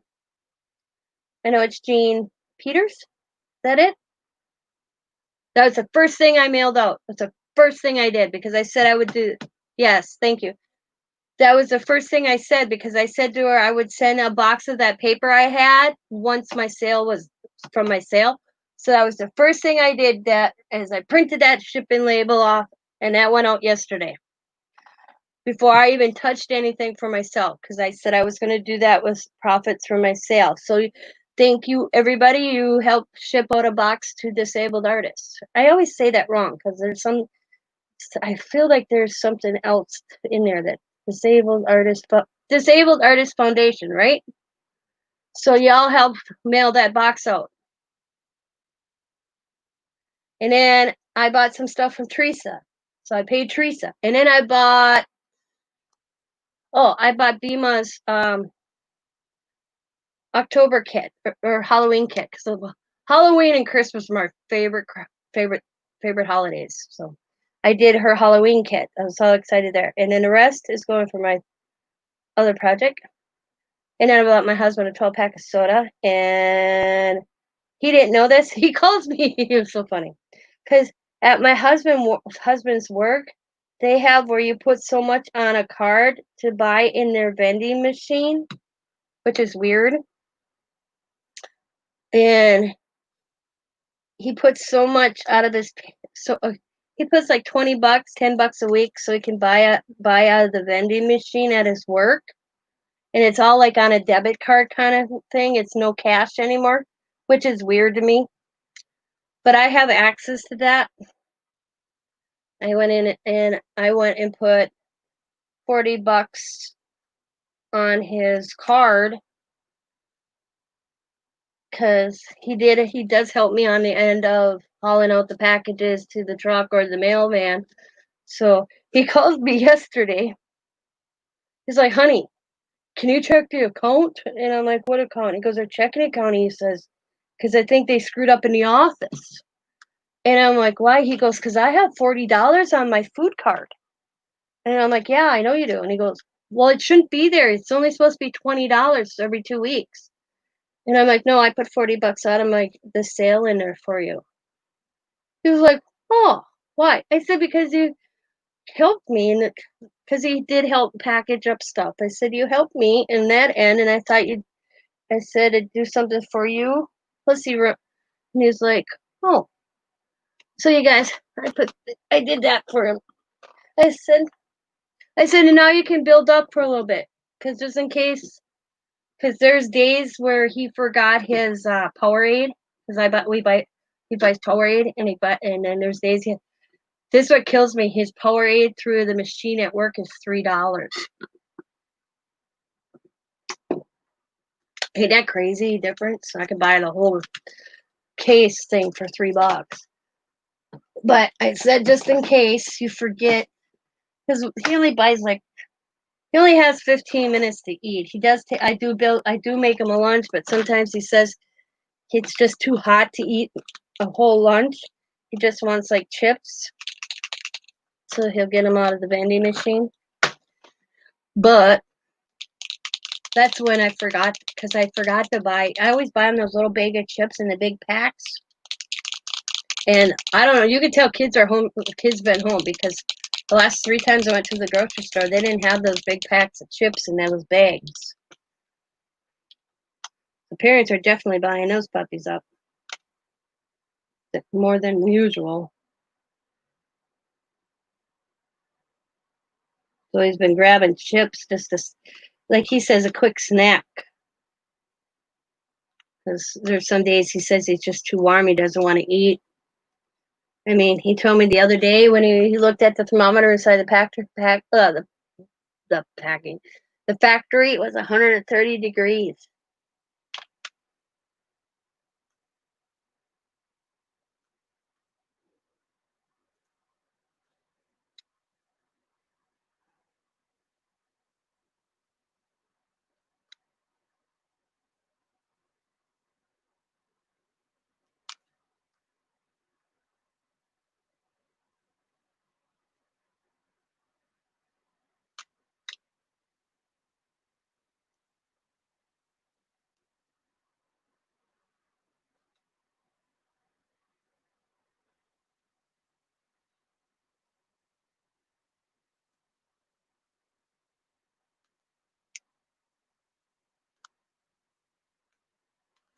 So I'm so excited. I'm so excited.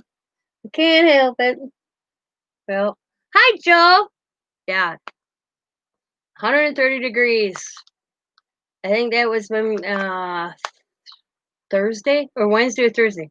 Well, you figure it was 90 outside or 98. The humidity was high, and it was 150 in the factory. He's paper mill where Scott works. And fans and air, like he said, fans and air and air conditioning don't cover it in those factories. Not when it's that hot outside.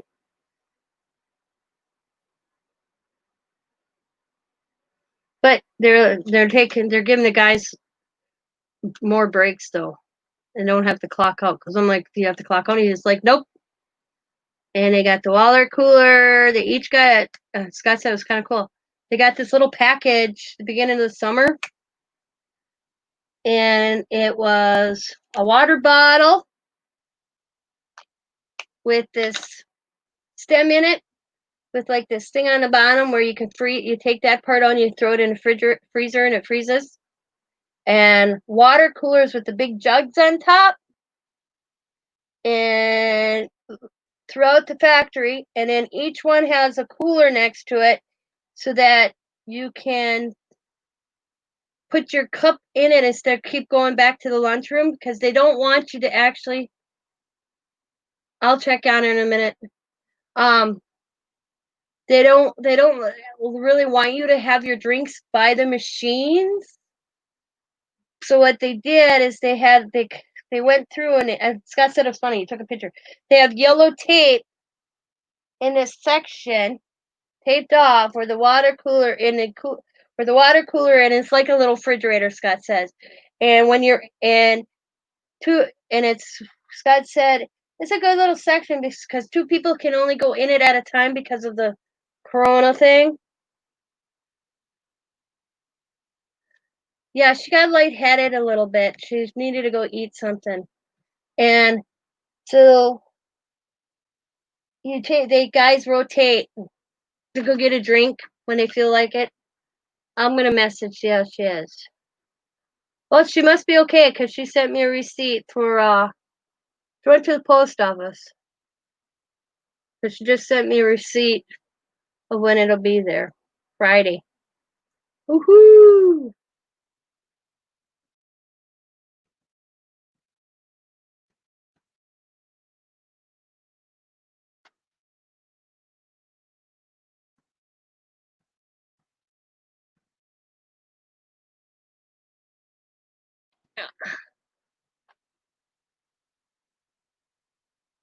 Yeah.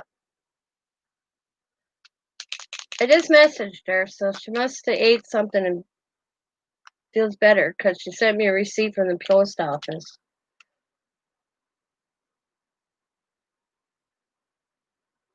Maybe she'll come in chat and say hi because I messaged her.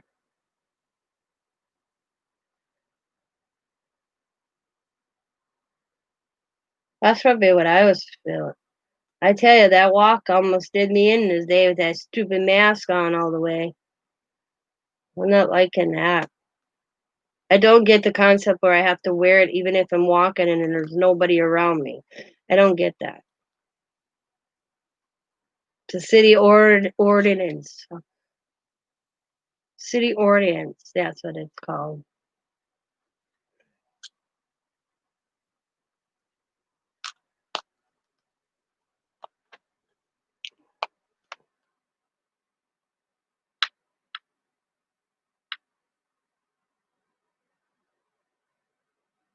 No, that's what when I got to the Quick Trip and I was talking to Officer Charles. There's officers always in the Quick Trip. They don't have like a station on this. The nearest police station is Ashwaubenon, which is different than ours. So they kind of hang out at this Quick Trip because the police station is downtown Green Bay. So they need to get one over here. They're hoping to get. Usually they before close their house, the city buys and have little section where police officers hang out. We don't have one here yet.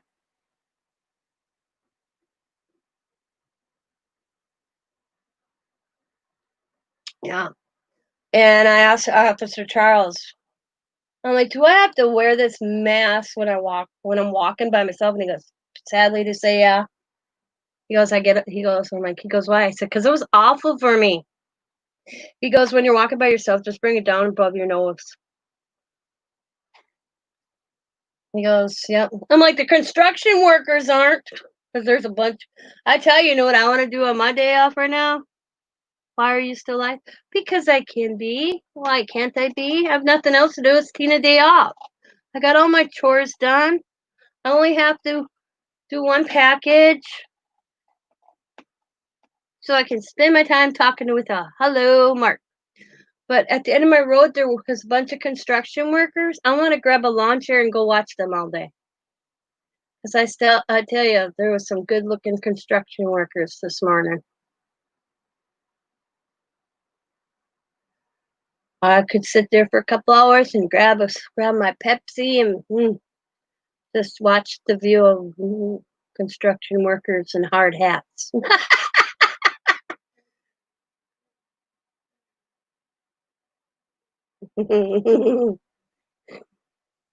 Helps my anxiety to know people have them on instead of everyone running around. See, I wear it when I went in a gas station. I have no problem wearing it in the gas stores, but I'm thinking, why do I have to have this on when there's nobody by me?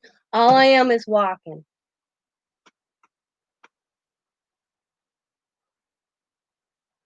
I asked the guys because they're doing some electrical thing in the city. So I asked one guy this morning, I said, are you moving down the rest of the block? He goes, eventually. I'm like, okay. And he goes, why? I said, because I'm going to get my lawn chair ready. And he looked at me, and then one other guy just busted out laughing. And one guy goes, ooh, one guy goes, that's sexual harassment. I said, I did not sexual harass you. All I did is asked if you were moving down.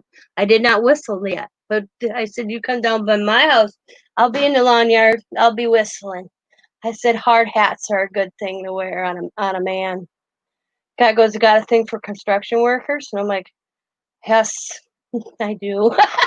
And he busted out laughing. And the thing is, it was a guy I know, Greg. He goes, Tina, you haven't changed in 20 years. And the one guy, there's a young guy, he goes, you know her? He goes, yeah, she used to be a waitress at a bar I used to go to. I recognized him. I haven't seen him in years. When I walked past the first time, I looked at him and I'm like, oh my God, that looks like Greg. So I waited and then he got out and I'm like, the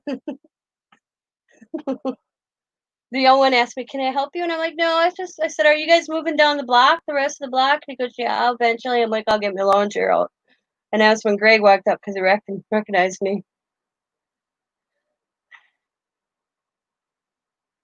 Oh, well, that's how it looks. I thought that's how I read. I lost. Are you still live? Yes, I'm still live. Yes. Why doesn't it say I'm live? It should say I'm live. I didn't think I'm live. I hope I'm live. But you must be answering me. Yeah. I'm still have to put black around that cat in here. But I'm thinking can you guys see the outline of the black? It looks like I need to thicken it up. That's what I was looking at. I think it's going to need a thicker line. I want it to pop a little. So I was switching markers. And I was waiting back to hear from Tereasa. That's what I was doing. She hasn't answered me, guys, so she must be okay.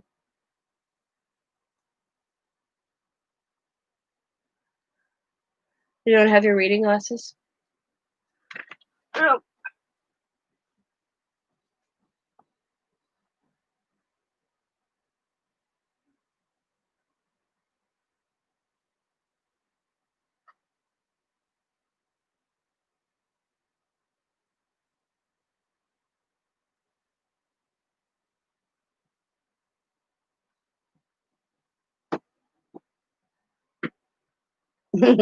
Thicker. Yeah, that's what I'm thinking. Thicker. Yeah. What do you want to see? I don't know if you guys can see. Well, you can't see. It's funny when you go to wash my glasses because the one that glass where I can't see gets dirty. I don't pay any attention, so I wash my glasses. I just concentrate on the one lens that I see out of. Scott drives Scott nuts. He'd be like, "Give me those glasses." So I'm like, "Why?" He goes, "The one is so dirty," and I'm like, "Well, I can't tell. I only concentrate on the one I see out of."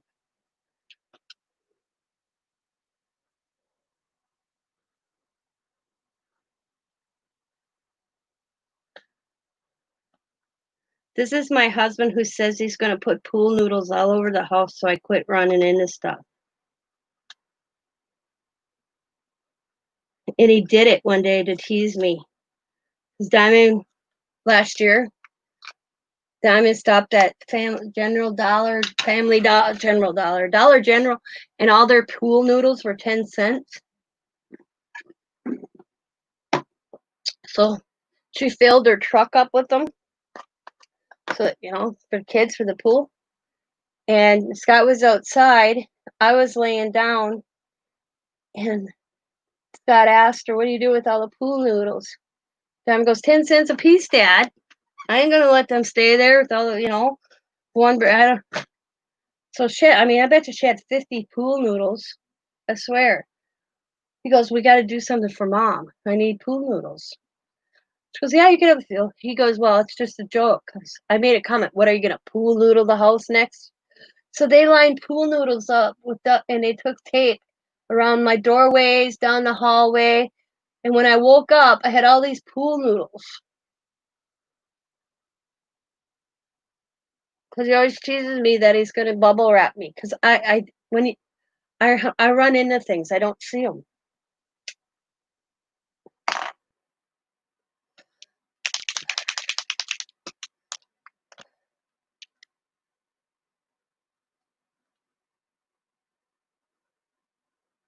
But I do got a pool. I have to get a pool noodle from Diamond.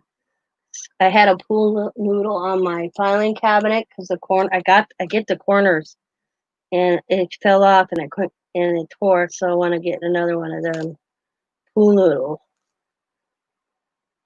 Because she still has a buttload of them up in her rafters in her garage. She had a lot last year when she hit the sale after the season for this year, and they're still so. Because I bought myself a floaty to float around in her pool. I come out of Walmart with it. I was with her. She was in the car. I ran into Walmart to pick something up, and she was like, "Mom, you didn't have to buy one of those. I probably have one of them up in the rafter." So we looked. The adult sizes were. She didn't have an adult size, so I wasn't up. But she had ones for kids yet.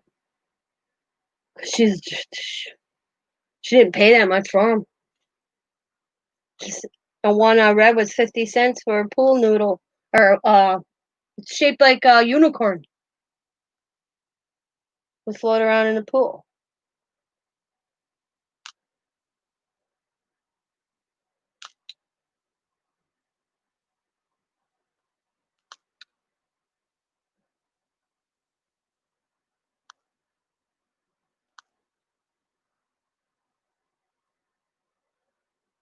I don't like white edges, so I'm trying to get the white. I don't like white.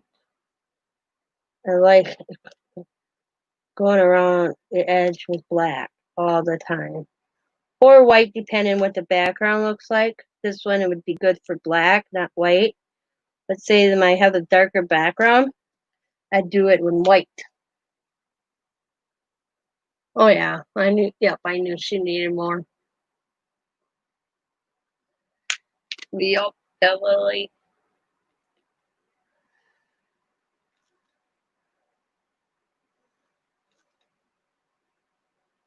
She actually has supposed to be curlers, but I made her hair colored instead of regular hair.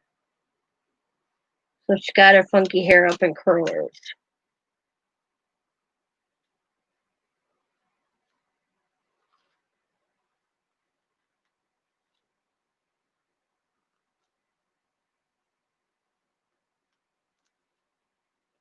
That's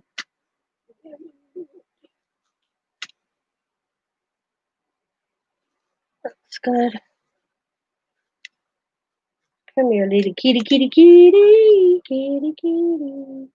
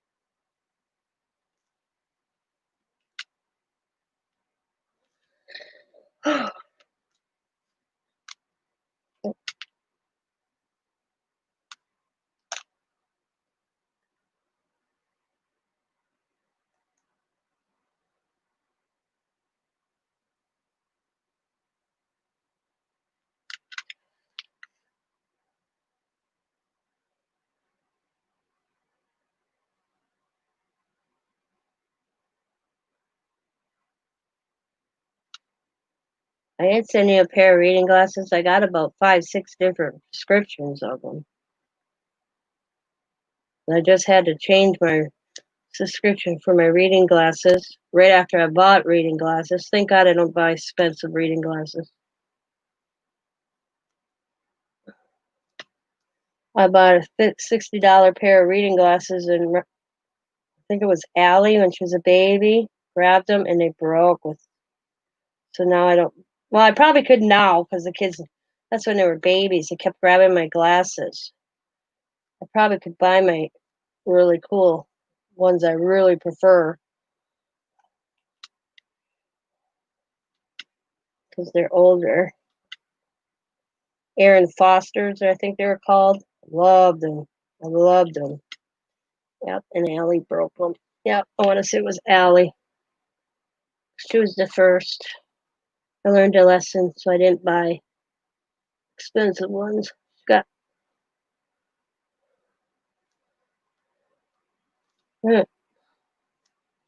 Alrighty, Key. Oh, edge here just a little bit better here.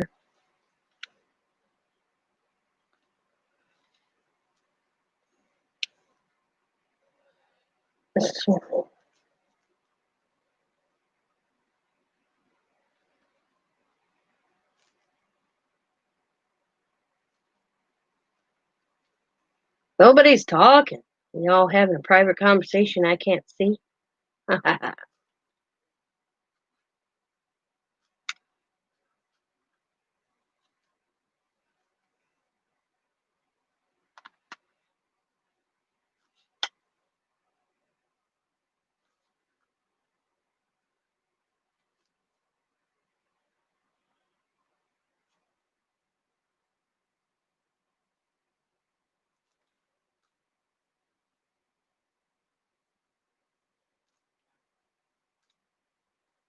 There we go.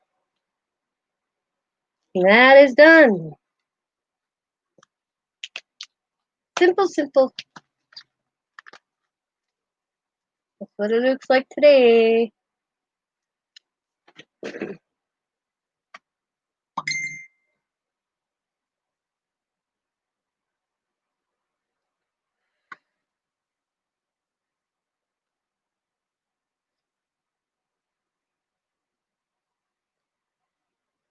Thank you, Jane. Me, Janie. I have fun doing it in my book. Tearing up backgrounds.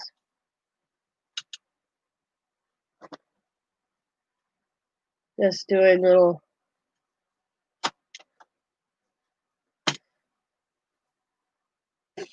Make sure you use some of your stuff.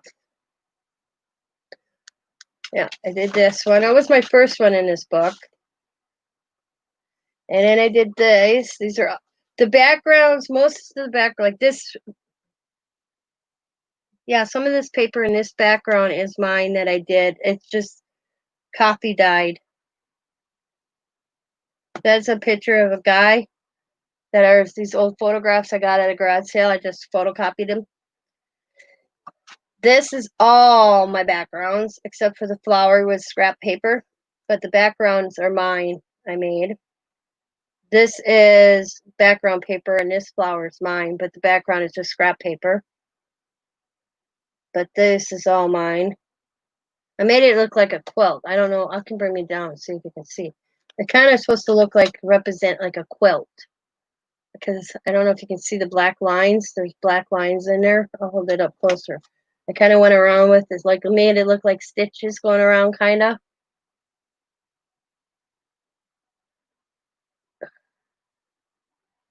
On that one especially. Yeah. And I just did the flower. I did it here, but I think this one I used some stickers I had just to get them used up. And I did do the pictures, but this one has more of this. And this one was, this is funny because it's Jane Davenport paper that I ripped up. A delusion that paper, this is the Jane Davenport papers in the background. A delusion stamp. Delusion collage paper. collage paper, a Tim Holtz saying, and then it's paint marker. So I got all three of them put in there.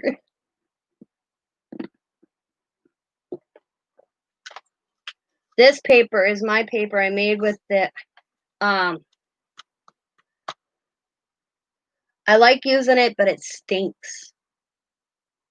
And it's sticky.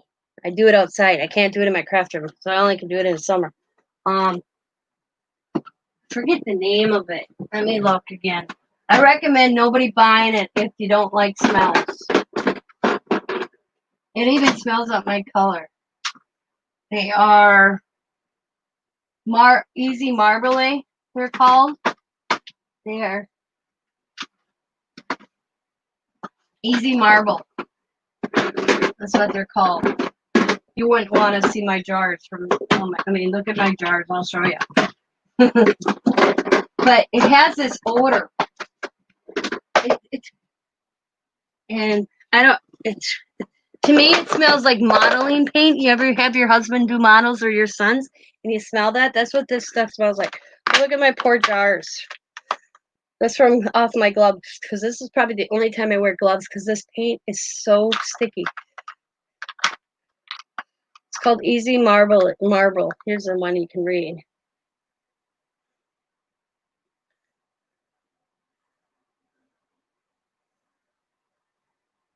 But that's what this paper is. And you put it, and I'd love to demonstrate it, but it stinks. It just has this odor. I like doing it, but you take a water pan. I have a tin from the Dollar Tree. You put water in it and you put drips on the water and then you put your paper and it just picks it up from the water. That's how I get that look. But I do it outside because I can't handle the smell.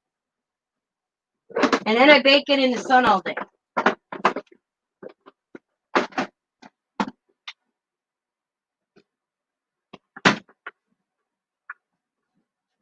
That's how I got that paper. This is one I did with every color. I just wanted to see how it looked. But it has this, I don't know how to me it smells like modeling. Because when Scott does models, I get a headache. So that's what he does when he does his modelings. He does it when he puts models together. He does it in the basement. But yeah, and then all you do is drip the water in the pan, or you have a pan of water, you drip the paint in top of the water, and then you just lay your paper. And I do like this. I lay it down, and then I pick it up at one end, and I slowly move it to get the try to get the whole paper if I want, because I could show you a few. I think you guys seen them this weekend. Like that's what I did. Spot. These are ones I didn't think turned out too hot, so I kept them because I don't like white. To me, I look at white space too much white space. Such a lot of white space, not my goal. I like to get it covered. But I made a bunch. I sold them. This past weekend. I probably will make more. And then, of course, that's the same stuff. I just ripped it up on the back of this one. That's the paper. Yeah. But if you are sensitive to smells and you buy that stuff, do it outside. The first time I did it in my craft room, oh my God, I opened the windows. Plus, I did it in the middle of winter. That didn't help either. But it is sticky. Because that's probably the only paint I ever use gloves with. But it does smell like modeling paint. My daughter said modeling paint and nail polish mixed together. That's how she put it when she was here. Because she's like, wow, that smells like nail polish. And I'm like, you say nail polish? I thought modeling paint. She goes, yeah, that too. So it's something in that to do that marble look. It's cool, but it does have an odor. It's not, after a while it disappears. So I warned everybody that bought that paper this weekend that it does disappear.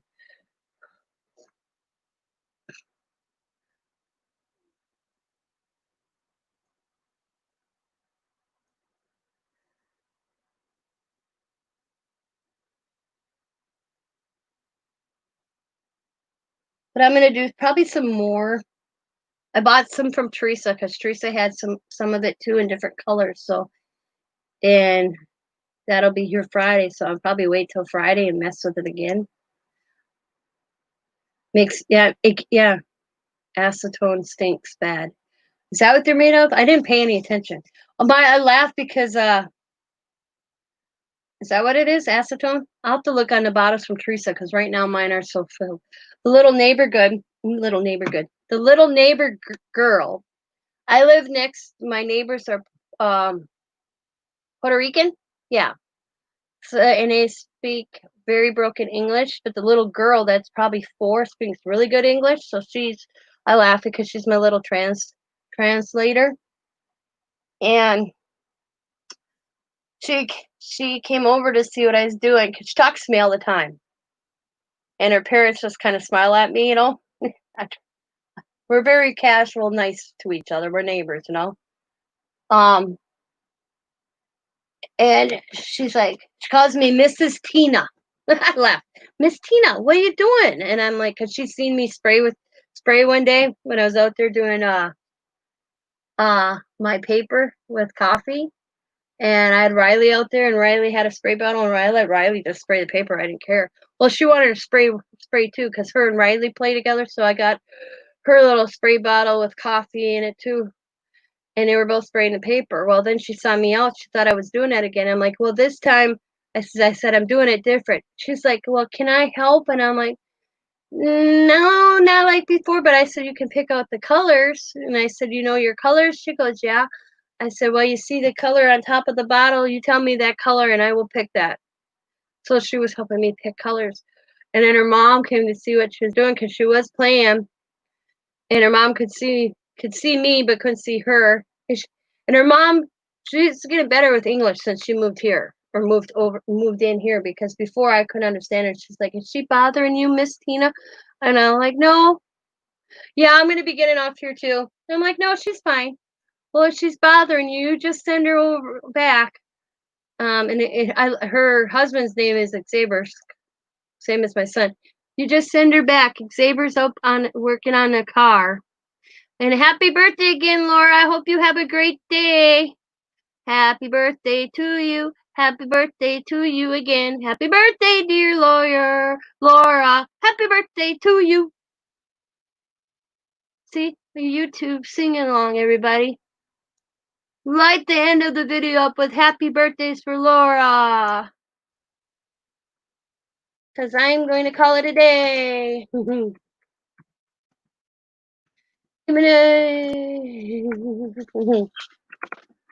if I can't get my chat to stay up after my video goes, like, hey, does anybody know why I can't get my chat to come up after my video, a live video is loaded?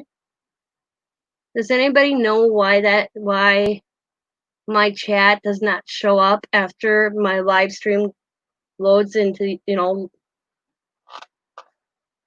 because I can't get my auction chat up. Thank God I write everything down.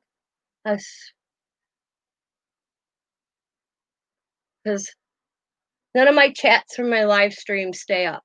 I don't know if I got it set up that way or it just happens. I have no idea. I can't find an answer either. I looked all over on YouTube.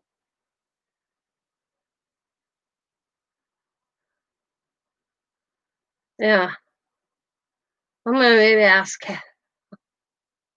I know there's a way you could do it, and I know there's a way you don't have, that you can have it set up where they don't show up. And I know there's a way where they can show up, but I don't know where to look. They keep changing everything, so I don't know. But I want to thank each and every one of you for coming in, hanging out with me, and I hope you guys have a good Tuesday. And Janie's fast and speedy recovery with your ankle. I'm glad you're feeling up to being on a live stream, or being in chat, I should say. And everybody, as always, be happy, be kind, be safe, be funny, be crafty, and bye for now. Bye, everybody.